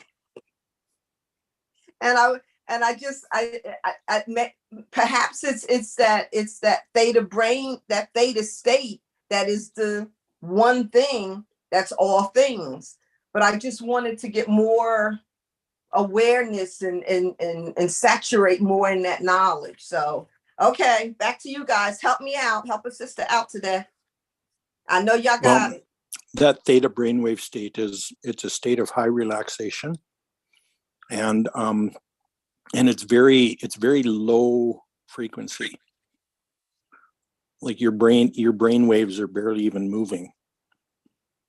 Like there's a quieter state. It's called delta, which is basically where you are when you're in deep sleep, right? So the thing is, a lot of nifty things happen when you're in theta. It's the state that hypnotists take you when they do therapy on you and that kind of stuff, because it's a state of extreme suggestibility, which means that you have very very fine-tuned awareness of the unified field, for one thing, and your intuition and your multidimensional senses. Okay, got that. So it kind of it's kind of beyond the physical. It's beyond the physical realm, and you're actually operating in a multidimensional realm instead of in time and space. Okay, question. Yep. So is that what he was talking about when he talked about what all things are made of, when he got to the one and then the video kind of went off? I think he was talking about the space in between. Like in between everything. Like when Wayne Dyer, he talked about getting into the gap.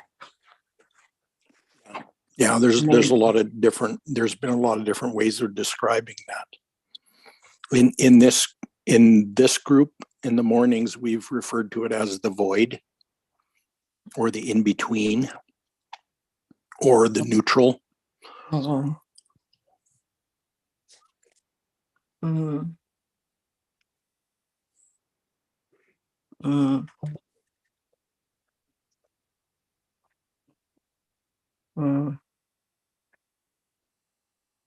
It's where there's everything, and everything exists and nothing exists at the same time. So is that theta? That's the unified field, or the void, or the gap, or the in-between. Yeah. You ever heard the term reading between the lines? Yes. That's a good example of that. So here we are, we're throwing words around in conversation, but there's a whole other level of conversation that's happening at the same time, but it's intangible. Yes. That's the in-between.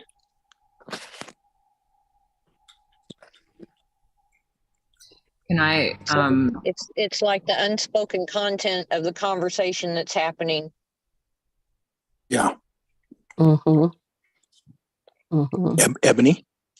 I was just say maybe a relative way to understand the void would be to put it in the context of when you create, or if you go into a space doing a meditation where you create, you go into a space where there's nothing, and then you pull out of that nothingness a creation. So you create in a space where there was nothing before, but then you create in this space. And this is similar to the void.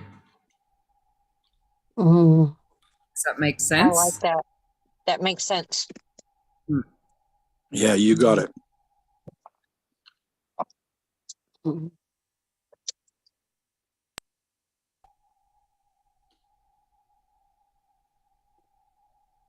Help me. Is that, you may have said it, but I didn't get it.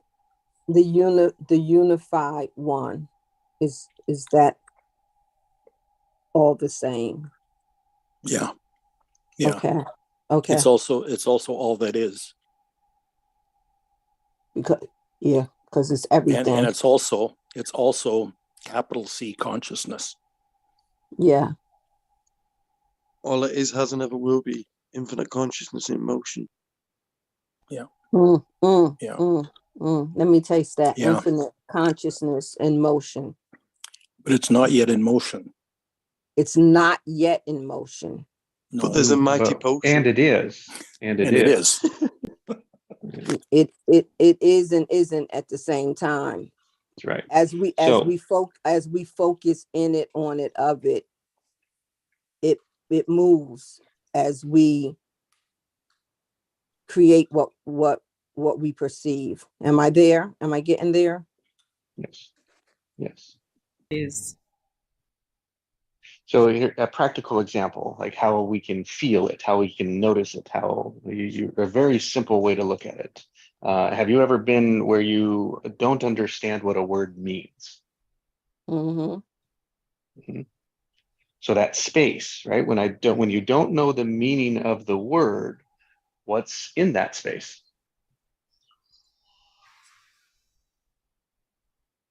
When I don't know the meaning of the word, I'm usually looking for context around the word, mm-hmm. of how it makes me feel, mostly. Mm-hmm. Wonderful. So see, that's a force, right?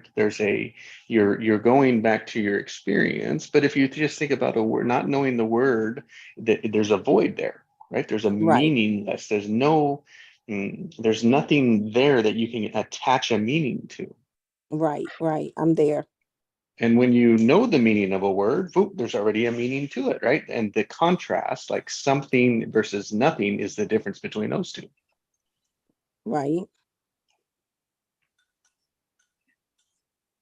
You could use it in another example, is like a foreign language. When someone speaks to you in a foreign mm-hmm. language that you mm-hmm. don't understand, it's the same thing. It's like, I have no idea I'm trying to make sense of it. Mm-hmm.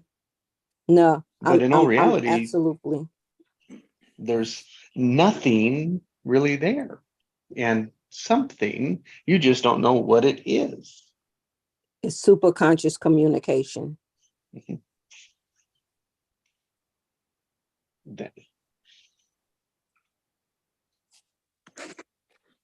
I was just thinking of being in a foreign country and there being a sign and I have no idea what it says. What a great example. Yeah, that's perfect.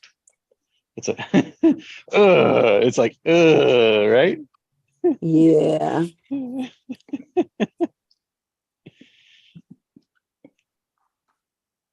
Here's what I find interesting around all that is there's more and more people on the planet every day that operate in that space by default. What are they defaulting to not even understanding or waiting for someone else to interpret? Just to operate in that space. And we discussed this before, Cinderella. The neurodivergent. In this life or a previous one? The neurodivergent. I need more of that here. Yeah, they don't operate in a neurotypical space. That's me. Yeah, but our education system is completely based on a neurotypical space. So we don't know what to do with these people. We don't know how to educate them. We don't know how to handle them. We get frustrated with their behavior. We label them as disabled or disordered. Yeah, all kinds of stuff like that. Yeah. Hey, I know what to do. They're the new human. I just stare at their eyes.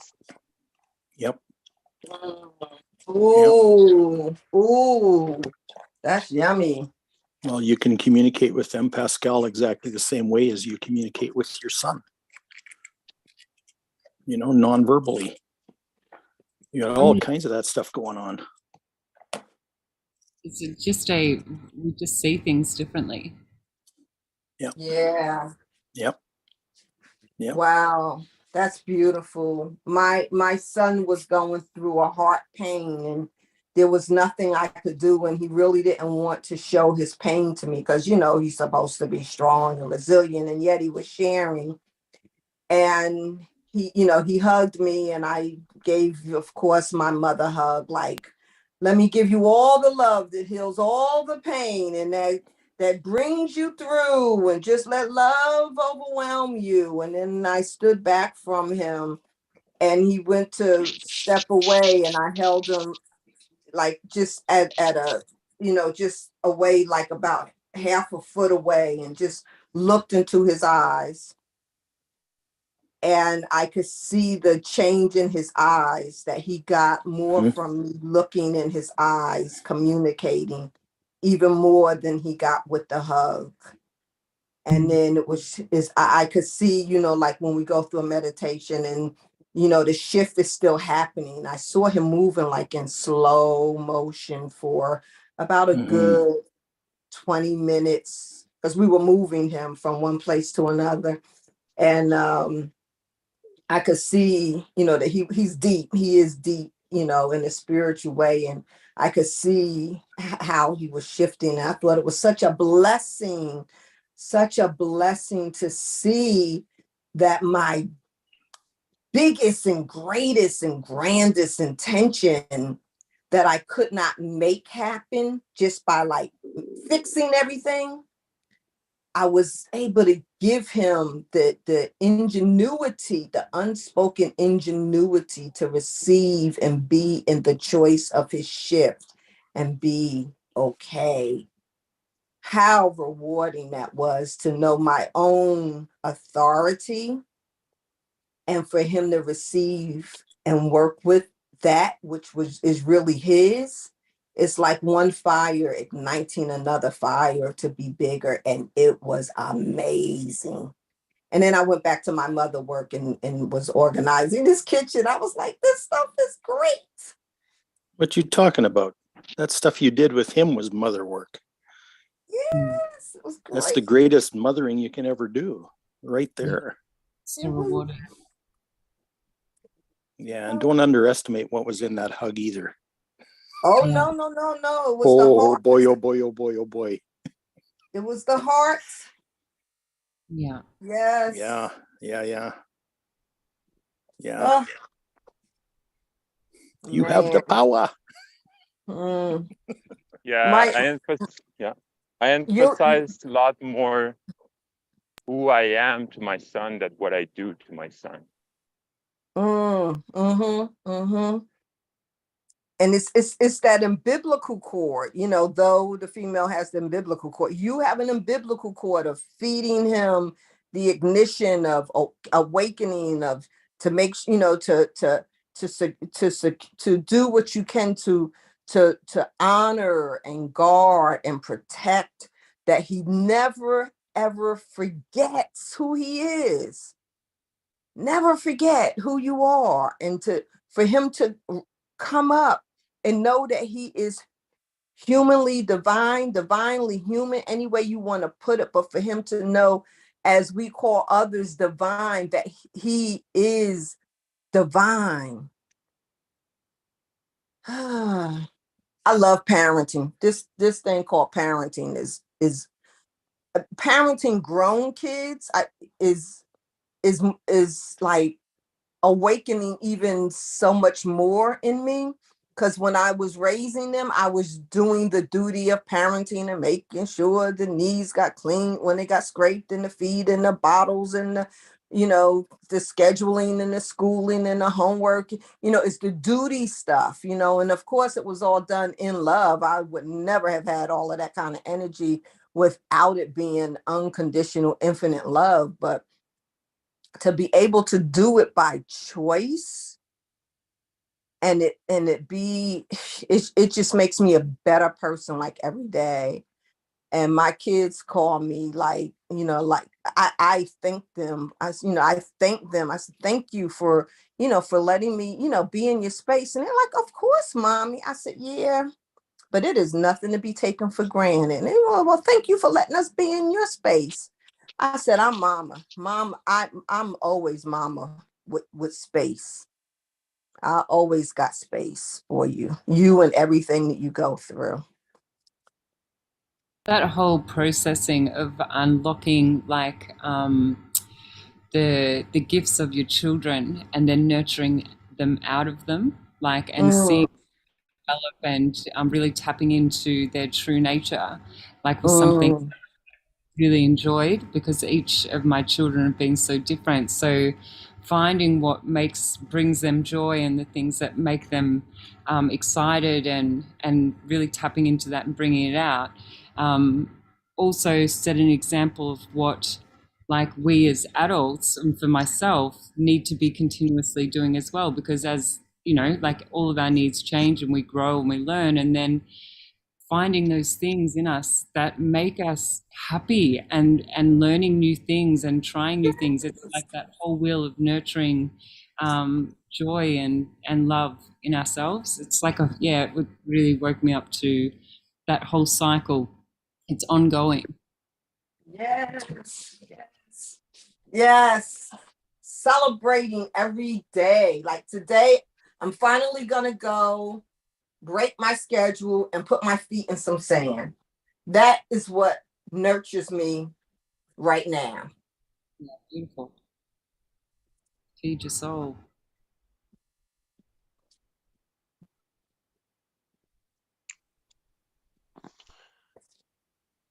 You go, Mama.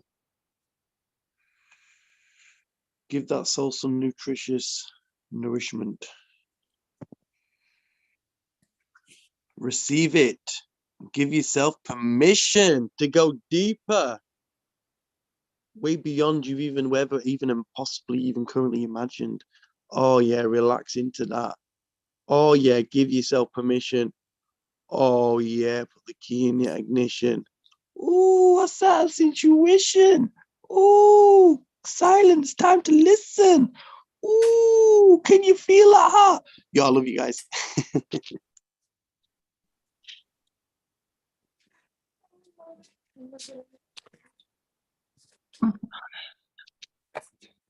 Thanks for that, Joe.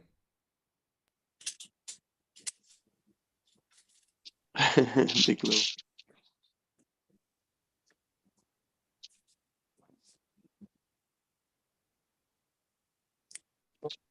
How are you today, Ebony?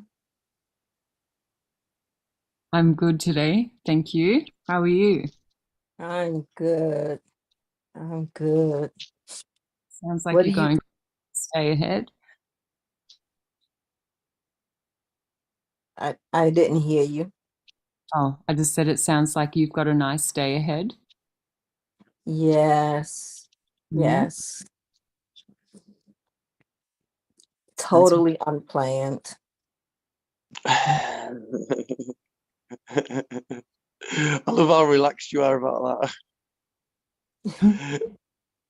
Yeah. It's like totally like not planned anything, but I feel really, really good about it. Because that's it, you're allowing space for the magic to come in and like not be constricted by our own heads, thoughts, and desires, just getting out of that way and letting the magic occur. Yes.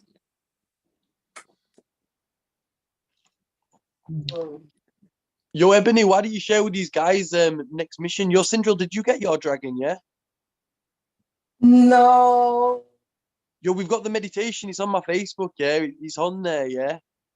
A guided meditation, literally about 30 minutes, and you can retrieve your dragon, and then we go like on an adventure together, and we go work on the energetic grid of the planet, you know, just like all your everyday stuff.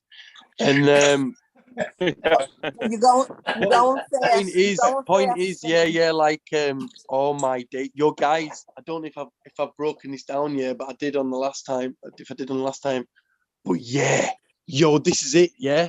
So before I was focused on beats, the beats is fire, still don't get me wrong, right? But then like above the beats, like if you imagine you're in a crowd of people and no one can see each other because you're on the same crowd, you go up a step and they can see you, go up another step, right? So take binaural beats to holistic practice, yeah, or blowing up holistic practices.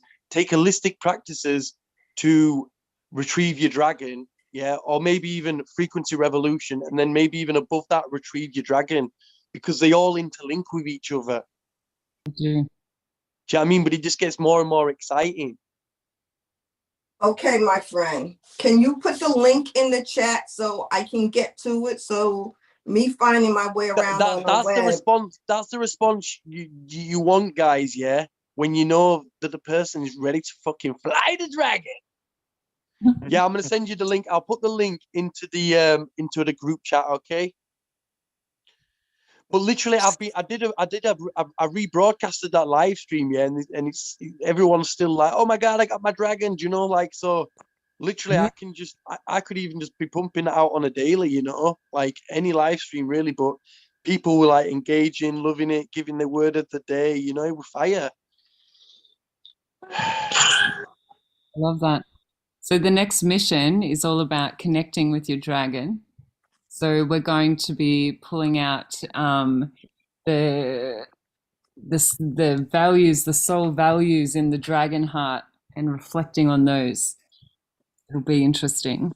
We're going to deep and let our dragons take us to wherever magical realm they want to take us, so that we can sit and connect in, look into each other's eyes and hearts, and recognize what's in them.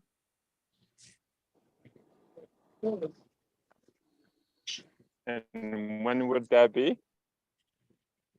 Joe? That's another kind of good question that you want to hear after speaking. Now. yeah, always now. Yeah, this is the thing. I'm not too sure even what day it is now. I'm kind of like losing track of days over here. But yeah, it's gonna be soon. It's gonna be on. It's gonna be recorded. So and then we're gonna rebroadcast it as a live stream, even when it's not live. We do hybrid live streams, and so boom. But yeah, once we've got the date figured, we'll put it in the messenger group. Yeah, so we'll make sure to like ideally give you all like 24 hours notice. Is that all right? Yeah, great. obviously the dragons. You don't know when the dragon's gonna turn up. Do you know what I mean? But like, I'm sure Ebony would be up for doing something like ASAP. But like, yo, we're literally all my days. Yo, this is it now. Ebony's on it. Yeah, like literally, we're creating like a next level 6-week dragon course. You know, that's going to be linked up to the Passion app. You know, it's going to be like people coming in, and it's going to be like a 6 weeks, and we're going to make it in real time. You know. And then we're going to end up with the course. We've pretty much like already started. We've got the intro video, got the first meditation.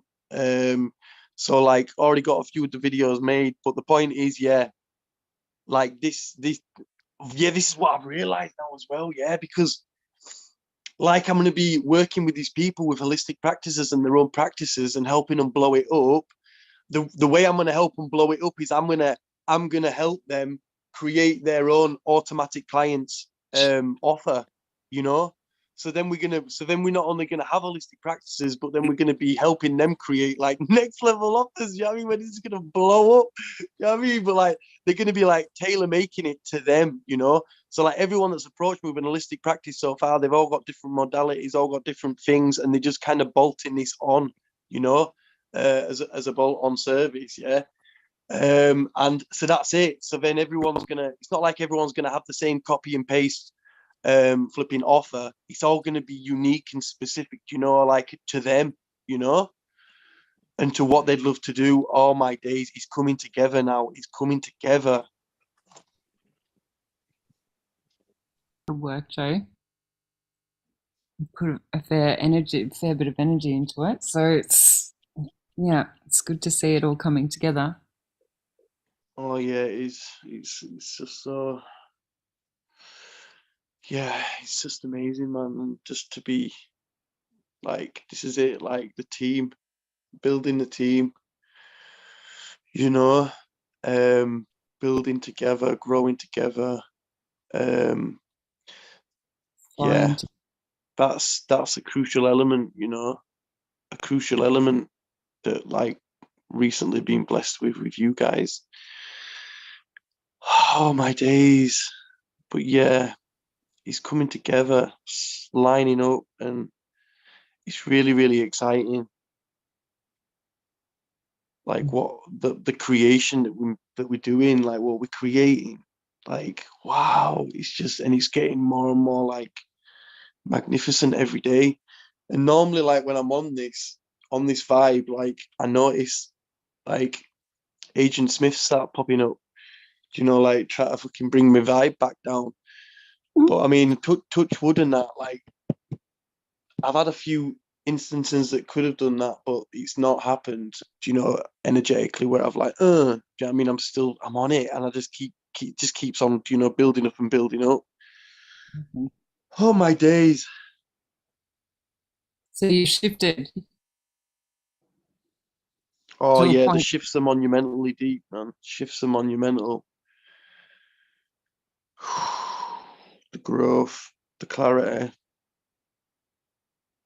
the strength, the courage, you know, connecting in, because that's it, like, that's it, Sindra. You're thinking like, flipping dragons, what's going on here? But it's like, do you know, like how, this is how I think of it, like all the angels and stuff, they're like parts of us, you know? So like this dragon is just like a deep part of us, but like by connecting to mine,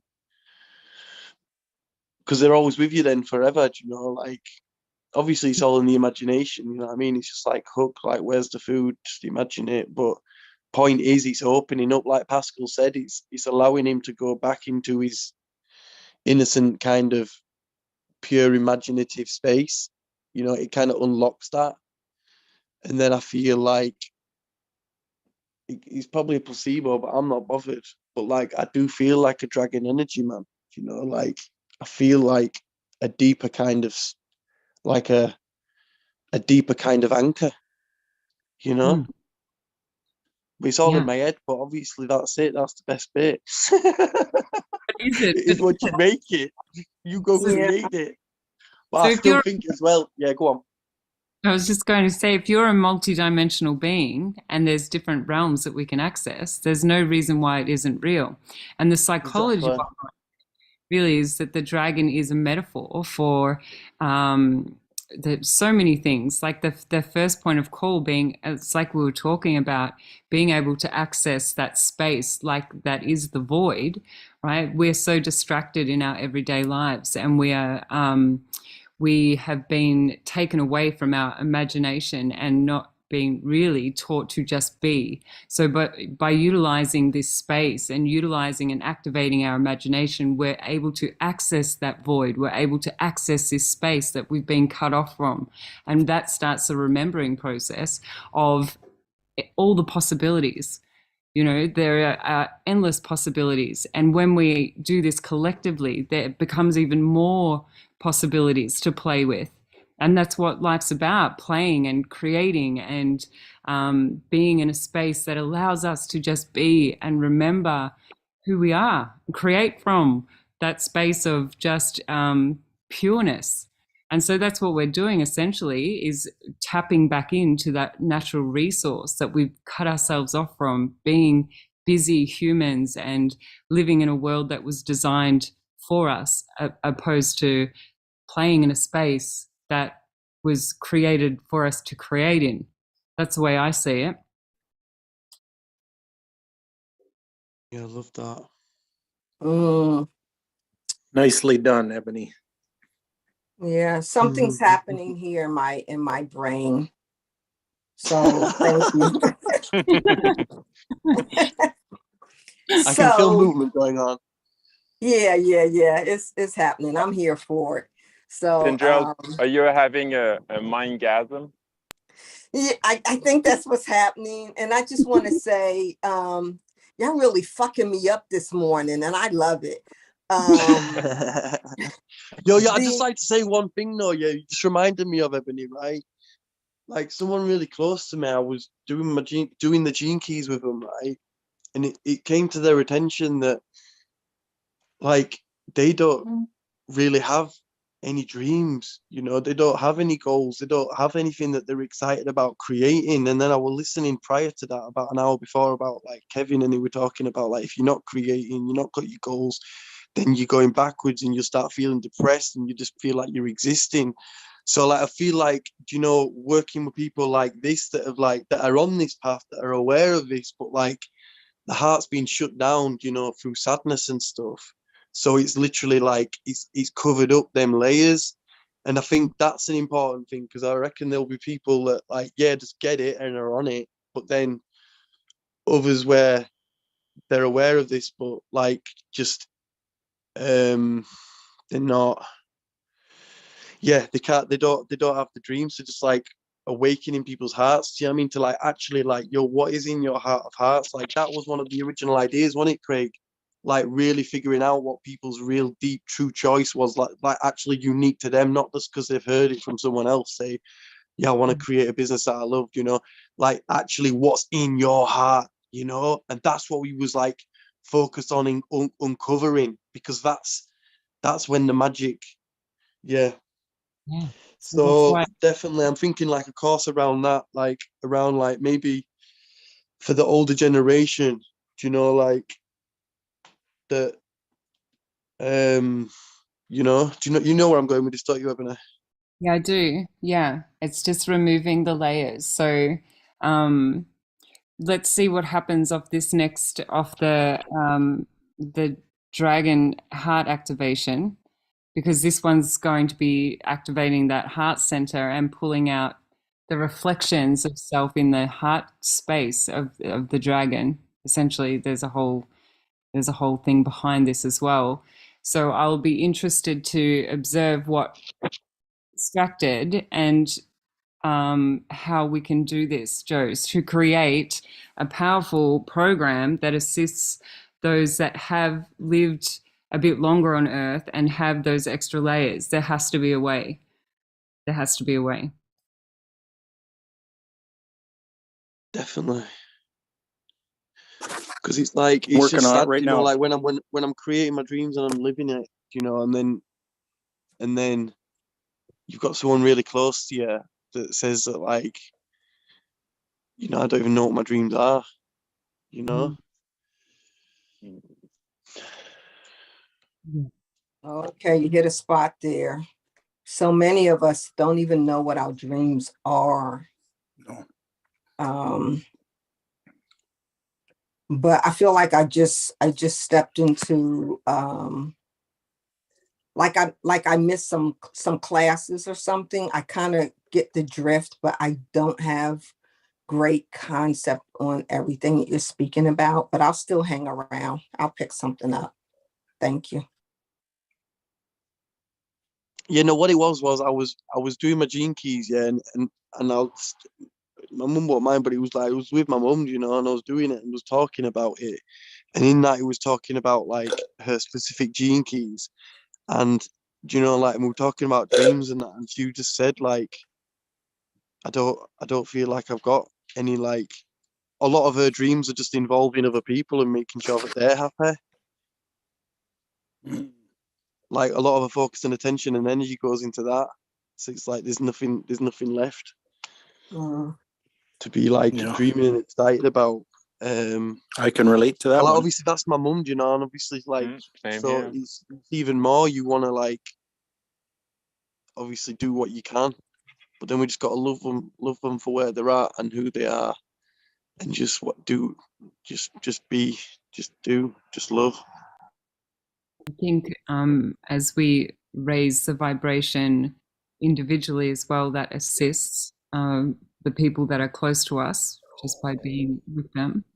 It can be really challenging, I've found as well with my mum as well, with just even like working with her closely over the last couple of years and uncovering this whole, she wants to do sound frequency now, but she didn't have a desire or any kind of plans because she just didn't. She was focused on the problems of the now, so she didn't sort of see past this. So I had to work really intensely with her to uncover what was in her heart and what she was moved to do that was going to bring her joy.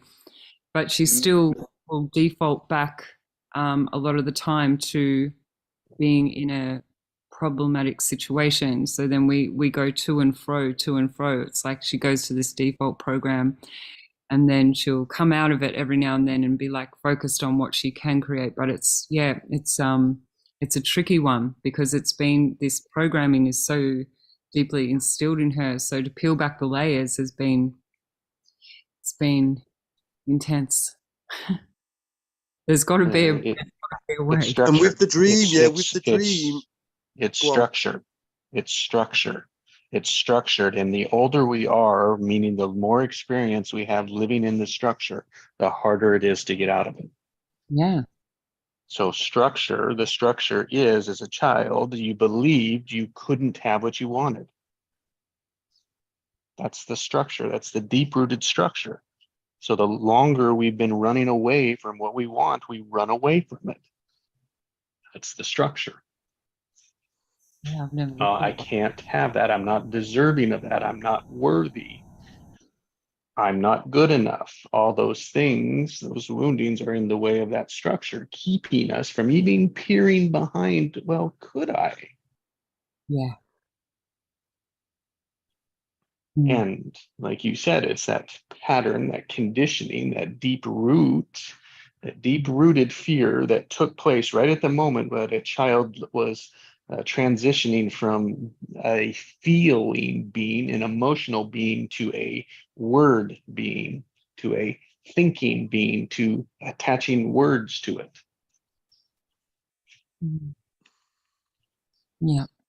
There's And layers. in that structure, we think that, just one more thing here, in the structure, we think if we talk about it and go back to that moment and use words to do it, that will remove enough of those barriers, which is not the case. We have to get into the feeling, which was before the words.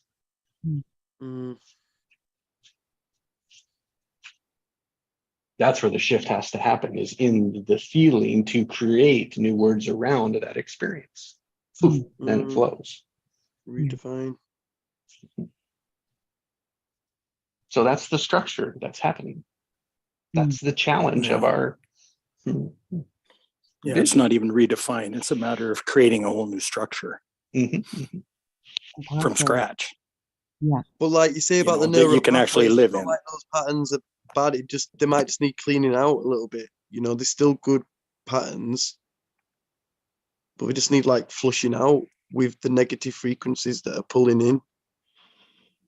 Pathways. That's what it feels like. The pathways get cleaned out for a time, but then because of the old patterning, if I'm not there, she goes back to these old ways of thinking and feeling, and recreates the channel for things to flow back. And I'm like, if you leave the ruts in the highway, sooner or later your wheels are going to get in them. It's intense. Yeah, and we all do, right? And that's the challenge. It's like, that's what working together, why that matters. Yeah. Why 100%. it can't be worked alone. Yeah. Yet we choose to. I mean, Jesus, I think about my meditation, starting and working my meditations for 3 years, was all by myself. And this is the other thing. So see that desire to want to do something to change it. So then that was the other thing, like Mum had, sorry, Joe, I'm just taking over but this was the thing that stood out as well. It was her inability to put in place that time for herself to make the change in the structure, right? So it was then reliant on me to sort of be there, and no responsibility being taken. So then she was only engaging in certain things because she was with me doing those things. So it's the desire to want to change and putting those changes in place because you know your worth and know how beneficial and precious you are to do those things. So there's like, yeah, it was just really just tricky. Especially if you haven't been shown those things to start with, like, and know your worth. Yeah, I know that I need other people in order to be reminded of those things. Yeah. I've been working on that directly the last few months. I'm exploring a brand new relational dynamic with this lady down the street who I met walking at 5 o'clock in the morning. And one day we were out watching them trim the really tall palm trees. And we got talking here and there and here and there. And we'd mentioned that we'd seen each other out walking and that kind of stuff. And we had a really good chat together. And so I asked her, I said, could I give you a hug? And she said, yes. So I gave her a hug, one of my typical hugs. And what's really funny is a few days later, I saw her walking and she actually ran across the street to get another hug. Yeah. Yeah, exactly. And it's kind of gone ballistic from there. But what's really interesting is the two of us are experiencing relational stuff that neither of us have ever experienced before. Woohoo! You know? God, I'm having all kind of I feelings. I'm can't kind believe of she just lives jealous. down the street And from then you. at the same What? time, I'm excited for you too. Well, what's Spread the really love. really cool about this is like now I actually, the two of us are developing this. We're creating this brand new relational dynamic. And the interesting thing is that relational dynamic is transferable. Yes, yes, yes. So Being a busy bee, pollen being free. there's another organism that's happening here. But what's very interesting is too, like she's been a widow since 2009, I think. So like almost 15 years. And she's never had anybody in her life since. And and I really need somebody to be tactile with, like I need that hug, that touch, that kind of stuff. I mean, that's part of my recovery thing too. And so like there's been, it's kind of funny, she lives with her brother and he works afternoons and he's been taking her car to work because he drives a motorcycle and it's been 115 degrees every day here in Arizona. So he actually burns his legs when he's on his motorcycle. So he's been taking her car. So she's kind of at home alone all day. And we've had a couple days where we just kind of sit there and hug each other all afternoon. And you'd be amazed how therapeutic that is. Like just that. Don't have to say anything, don't have to do anything, just kind of wrap bodies around each other. Yeah. It's unbelievable. Oh, so awesome. It's so awesome. Yeah, it is awesome. Yeah, that is. And when she's being hugged by you, she's being hugged by all of us. Well, exactly. That's my point. Is that, I mean, that's just the thing I'm creating with her is just an extension of this group. Yeah. Back to being busy bees.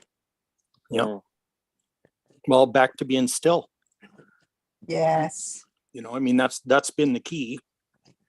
That's been the key for Maureen and me is we're comfortable being still with each other. Just being still. That's it. Mm. And stillness is so fruitful. It's unbelievable. So question. Yep. Do you find or think of the benefit of you being still with yourself give you even greater appreciation to be still with someone else? Yes. Yeah, because I've been learning over the past year since I left Oregon. I've been learning to be still with myself and to be, and like I mentioned earlier in this call about tuning into my own rhythms and being happy with being alone and balancing masculine and feminine energies inside myself and all of those kind of things. And then, somehow she showed up at exactly the right time.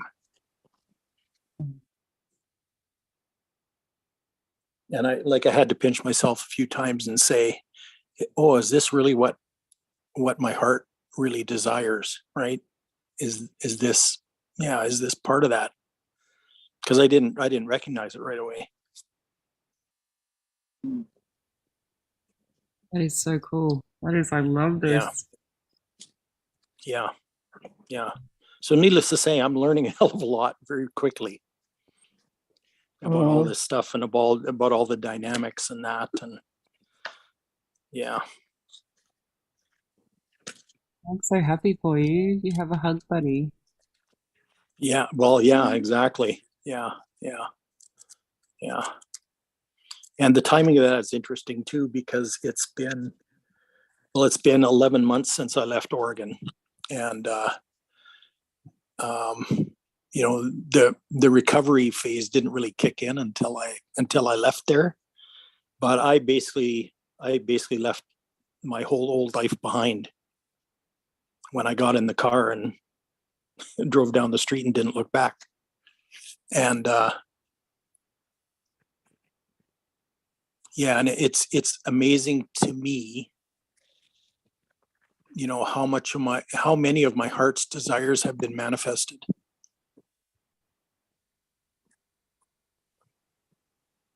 Like I think I mentioned earlier in this call today, it was just after my divorce trial. This would be about the middle of July that I got into Magnetic Mind. And I remember one of the first Recode sessions that I attended was Trisha Becker. And I remember thinking the first time I saw her on screen, I thought, gee, I want to meet her. and what's really funny is that 6 months later, she was sitting in my car at the beach in San Diego. How'd you pull that off? Well, I don't know, quite frankly, but it showed up. It's like, yeah, how did you pull that off? That's a really good question, Ebony. But I mean, there's been incident after incident after incident that has been just magical like that. Riding the wave. Riding the wave. That's exactly right. And I don't, what's interesting is I really don't have a desire to make up my own idea of what I want. What I really want is what the whole of cosmic consciousness wants for me. Like, I just want to be in sync with that.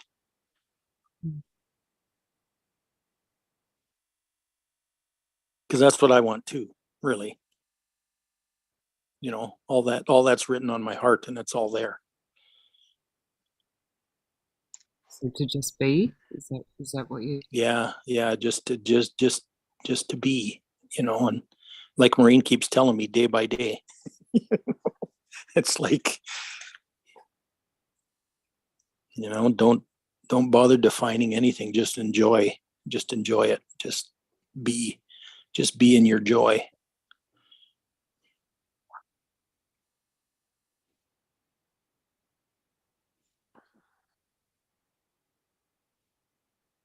And I know I could never have done that on my own.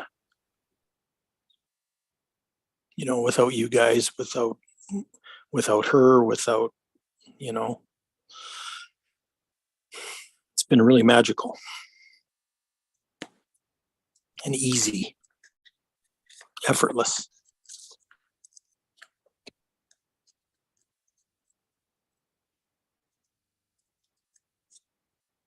That's not to say that I've never been distracted because I have been over and over again.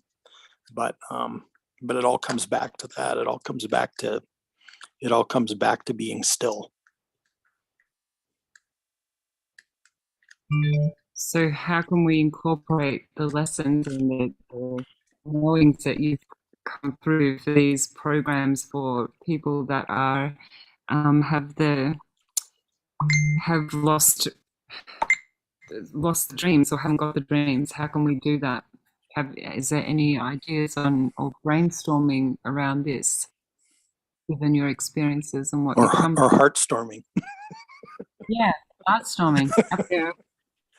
I've just there was a question I was going to ask around this, that I've got from my questions thing, and I've just posted it in there. But the question is, around the dreams, okay, and getting the dream to a place where, so the question is, what is the one thing that stops what you are focusing on from coming into your existence? Is it A, your parents, siblings, or children? B, doubt or disbelief or focusing on the lack of it? Or C, a loud noise or a cold breeze? Yeah. So the thing that stops us from, so what stops? Yeah, exactly. Or So D, the one, or D, focusing on it.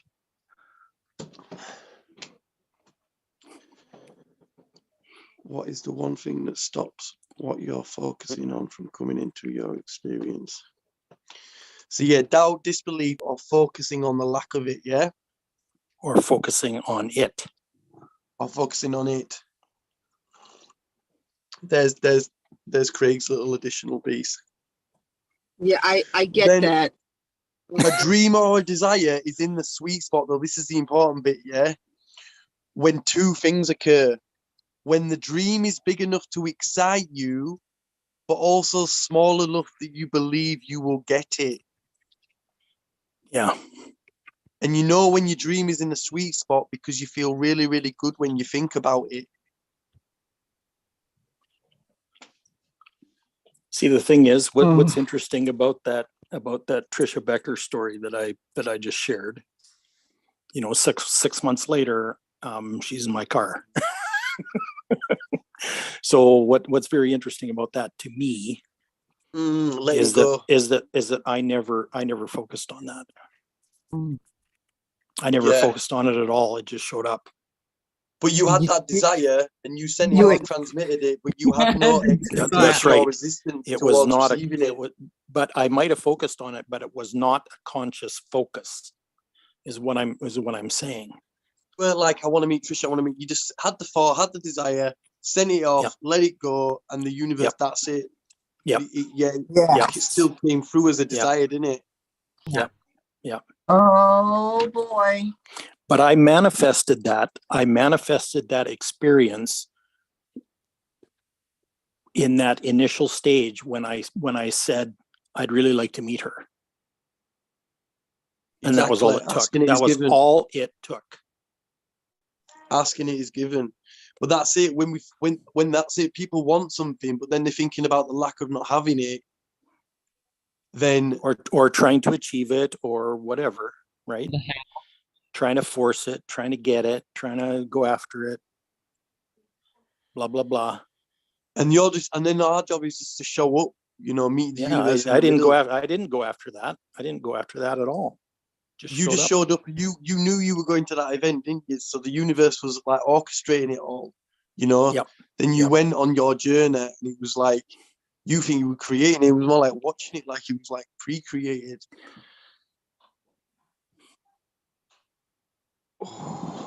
So when I'm breaking bread and fish, I don't have any idea that there's going to be 12 baskets left over. Or trying to make sure that there's going to be 12 baskets left over. Yeah, or that there's going to be enough or whatever, right? It's like there's no thought about that whatsoever. No, I just got a really beautiful gift in this expression, because we have business plans and goals and objectives and and dream boards, and then we get busy, to work, to work. And sometime in doing the work, it seems like it just gets further and further and further away from us, and we get distracted. A road of doing things that may not be our skill or craft or doing this. So I'm going to meditate on that. I love is just let the desire be the desire and be. Yeah. Remember Mary and Martha? One of them was constantly busy and the other one was just hanging out with them. And the busy one had so contrary satisfaction. Yeah. Yeah. It's really hard to believe it's that simple. It is, but it is. But I can attest to you, it is. It's that simple. So You in know? daily existence, being So in that, more, yeah. When I'm hug buddying with Maureen, I have no idea what's being created, but I know it's something really huge. good. That's all I know. That's all I need to know. Yeah, it's like a present under the Christmas tree. It's like, oh my God, what is that? It's big. Oh my God, it's getting bigger. Yeah, exactly. And then you unwrap it and there's nothing in there. And there's everything in there at the same time. Which is nothing. Yeah. But you know, like it's like, yeah. Mm. Yeah. It's Hey guys, totally different dynamics. I'm gonna for go. life. I'm gonna go create some magic and give some hugs. You already Really have today, inspired Pascal. today. So yeah. Well, have a wonderful day, guys. Big love. Just Love go you, and brother. do more. Yeah. Be more. Pascal, man, let's link up, man. Let's message me. Tell me when you're free, man, to talk. Yeah, we'll talk. Sure. Yeah, for sure. All right, brother. Peace out. Okay, man. Okay. Goodbye.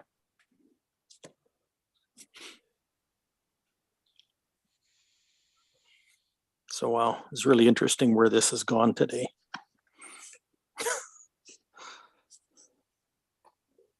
Yeah. Glad I showed up. You know, people keep asking me, you know, what kind of new business I want to start, and I say, well, I've started something, but it's nothing like a business. You know, it's something else that's really big, but it's not a business. But it's already extremely fruitful and abundant, unmeasurably so. And I'm smack in the middle of it, and I have no idea what it is.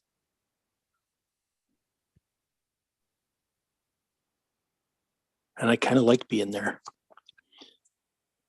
It's a weird space to be in, but I love it.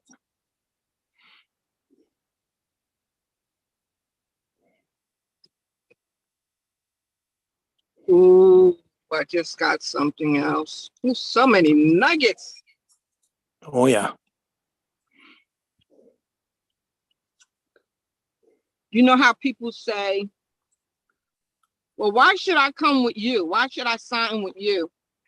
And and so then you like tell why.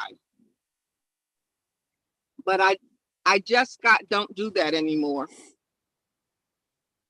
Because what I do is not for people to rely on me, but to give them space to explore, relying on their own connection of divinity, super consciousness. And so now I heard it just loud and clear. It's like, if I have to tell you why, then either it's like, I almost want to say you're not ready, but I'll say, you're if not I my have people. to tell you why, then I'm not your person. Yeah. I take myself away from it. Woo! Thank you. Hallelujah. Yeah. Because I've done a lot of that in the last year too, like putting out invitations to people, like kind of inviting myself, offering myself to, to do something. Like there's one thing about a month ago, I ran across somebody that was that's writing a book about guerrilla education. And if there's anybody on the planet that can contribute something to a book like that, it's me. And so I offered it to him. I said, how would you like the father of online education to contribute a chapter to your book? And I kind of got a shrug off. And then it was put to a subordinate, and he was supposed to get a hold of me, and he did apparently, but I never got his messages. And then I went back to the original guy, and he hooked the two of us up on a three-way text conversation.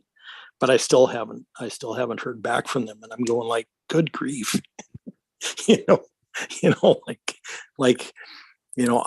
offer this to you, and it's like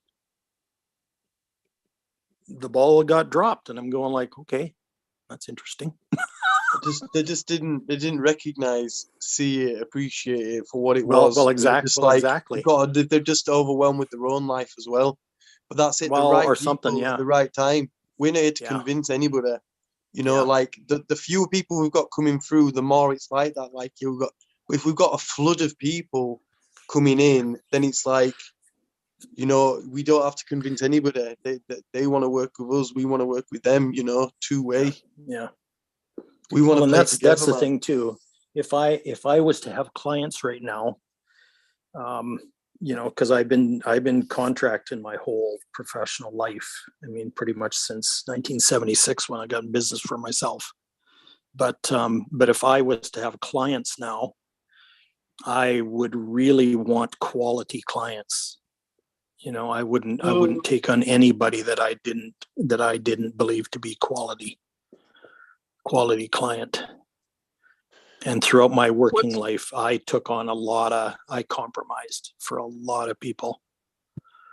I took on a lot of clients I never should have bothered with. I don't want to do that anymore. What's a quality client? Well, a quality client is somebody that really appreciates you and recognizes your genius and your authority right off the top. You don't have to prove anything to them. They get it right off the top. They know. So is it someone that's ready to invest in themselves? Somebody that's ready to invest in themselves and what I mean by that is they won't even ask you the question of how much do you want to charge. They would say, here, this is who I want to, this is who I want to become. Here's X dollars to do that. You know what I mean? Like that's because I know that you and I can do this together. I know that we can. Yeah. Yeah, I reckon the right thing is, and it's more a peer kind of a relationship, right? Mm-hmm. Do you know them not like a shrug off, but like kind of no from them, like is actually like a blessing in disguise as well, yeah? Because totally. That happened with Kevin Trudeau, right? He brought out that book, Hidden Cures They Don't Want You to Know About, yeah. Took it to every single publisher. Everyone's like, no, we ain't doing it. You ain't a doctor. You can't do this. So do you know all them no's ended up making it so like, right, forget it. I'm gonna self-publish it myself, yeah. Self-published it, brought it out on American Shopping Channel, yeah. Flipping blew up, 50 million flipping copies sold. World's flipping best-selling, one of the world's best-selling books. You get me? Yes. And like, if you didn't get all them no's, it would have just gone with some publisher that didn't put it out half-heartedly. Do you get me? So it's just leading to something even more magnificent than what even you were seeing there with the guerrilla education. It's intertwining that, that's coming into your snowball. Do you know what I mean? And it's just going down the hill, man. Wow. Anyway, boom. Yeah. Because I have my own book in me that's all about that. So I mean, they just blindly forfeited a heck of a lot right there. And I guess that's like Ebony suggested, that might be just not a readiness to make the investment.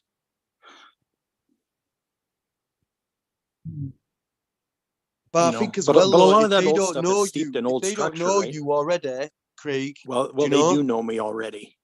But if they don't the deeper they know you, like, you know, like you and trust you and all that, then that just eases it up, you know? Yeah. Like, because, yeah, I mean, and then their egos are involved as well. It's like flipping heck, the godfather of flipping home education. It's like they might be intimidated. Do you know what I mean? Maybe you can just go in there a bit more, you know, gentle with them. Yeah. Well, yeah, could do.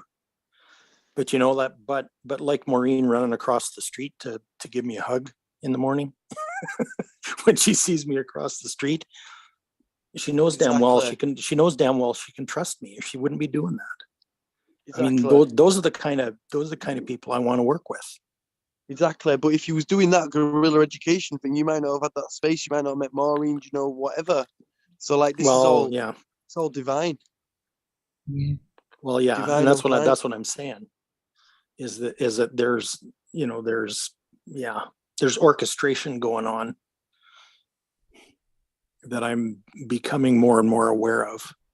Mm. You know, that I didn't even know I recognized a month ago. So even that, like my own relational thing that's going on with consciousness altogether is evolving too. Yo, guys, I got a rumble. I love you. All right. Yeah, big love, Joel.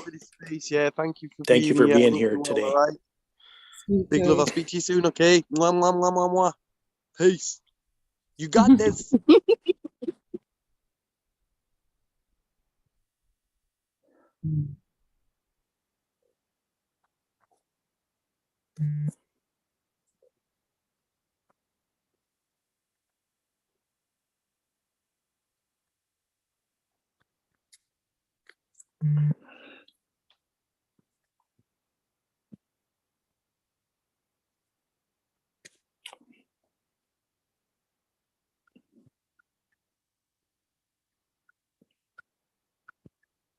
Hey, Cinderella, I sense you have something to say. I've had a thing to do. And like for weeks, I mean, now going into months, I just have not moved on it.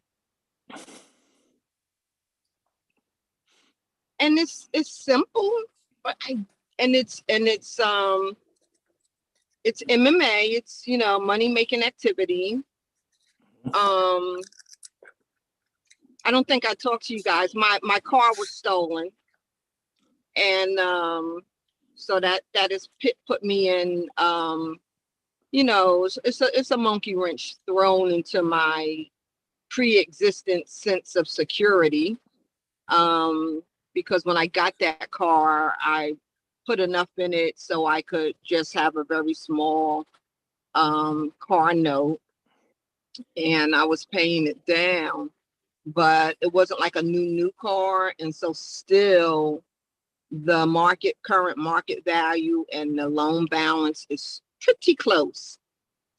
The chances of me getting the car back, which I don't really care for the energy that would be in it right now anyway. I'm not sure how I'm going to get another vehicle. So, you know, we like to be sure about things like, oh, I got that, I can cover that, blah, blah, blah, blah, blah. And I can, I know I can, in the theta state or whatever state, every state. But I just don't know right this second. But I still don't have angst over it. Yeah. I'm still like ticklish over the fact that things that I would have thought freaked me out are not freaking me to freak out, right? So I'm enjoying that. I'm playing in that toy land, but I still got to meet responsibilities and all that other kind of stuff, right? So can I ask you a question? Okay. Are you experiencing the gift of procrastination? Yeah, like major. But then I'm feeling like, is it so procrastinating because there was, what I was just getting was, there's an evolution of me occurring. My own next level of beingness, worthiness. And I got it in saying, oh, okay, well, you know, you're not my people, I'm not your people, we're good, you know? Mhm. You- and Is it presenting divine myself. timing in disguise? Yeah, that's what I'm talking about. And Exactly. that's what I'm talking about. Yeah. I mean, procrastination always Procrastination gets a is not bad a rap. negative thing. No, not at all. That's why I called it a No. gift. Like if I wasn't hanging out with you guys today like this, I might have been, well, I wouldn't because I'm going to the beach and that's just going to be my joy for the day. But wow. Are we keeping you from the beach? Is that irresponsible? No, I'm on my way. I'm on my way. Oh, okay, good. I'm on my way. No, I'm getting, We don't honey, want can you we have don't want it you to all? You procrastinate there, can.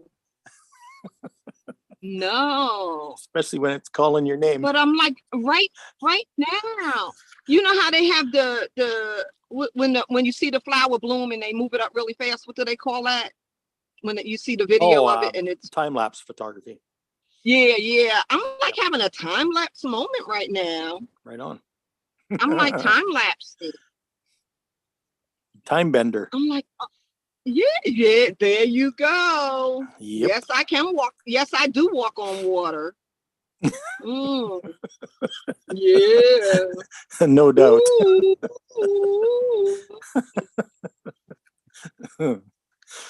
and I'm getting ready to pollinate with the sister who I don't know, she's just like in a dark place, and I'm getting ready to just throw some firecrackers and light bombs up in her stuff, and she ain't even gonna know what hit her, and I ain't even gonna apologize for it. I'm gonna tell her some things you will not even understand, but you will still experience this. Right on. So is she going to be sharing the beach with you? Or is that later? No, I'm kidnapping her. And the darkness is absorbing her because she just sent me a text. She says, I'm going to the emergency center. And I'm gonna go up in that. I'm like, why do you keep agreeing with all of this shit? Yeah. So you're going to take her to the beach? Is that what that's what I'm asking? I'm taking her to the beach. I'm taking her out. That's so perfect, especially today. Yep. After what you've been exposed to in here this morning, you're going to be so perfect. You already are perfect, but God is good. Yeah. Man. Oh yeah. And I'm ready. If she gives me any resistance, I'm going to go to the beach. I'm going to bless the sands under my feet. I'm bringing it back to her in this shopping bag, and I'm going to put it on her feet. Yeah. You bless her resistance too. Yes. Break that stuff up. Break it up. Break it up. Break it up. Teach her how to honor it. Yes. Stop agreeing with what you don't want. Yeah, exactly. I'm so happy for your hugs. I'm so happy for your hugs. That's beautiful. You know what, Cinderella? I'm getting really good at that. Virtual hugs. Yeah, you know I know. You know I know. You know what? You know I love you. You know. I love you on exponential triplicate levels. It's crazy. We are crazy, aren't we? Yeah. Yeah. Wouldn't have it any other way. Yeah, I've been loving on you and little Cindy for a long time. Alert from low battery. What'd you say? I said I've been loving on you and little Cindy for a long time. Oh yeah. You know I just step into her beingness and I'm hugging you when she's hugging you. Not all the time. Most of it's her, but every once in a while. Yeah. It's me too. And that red coat.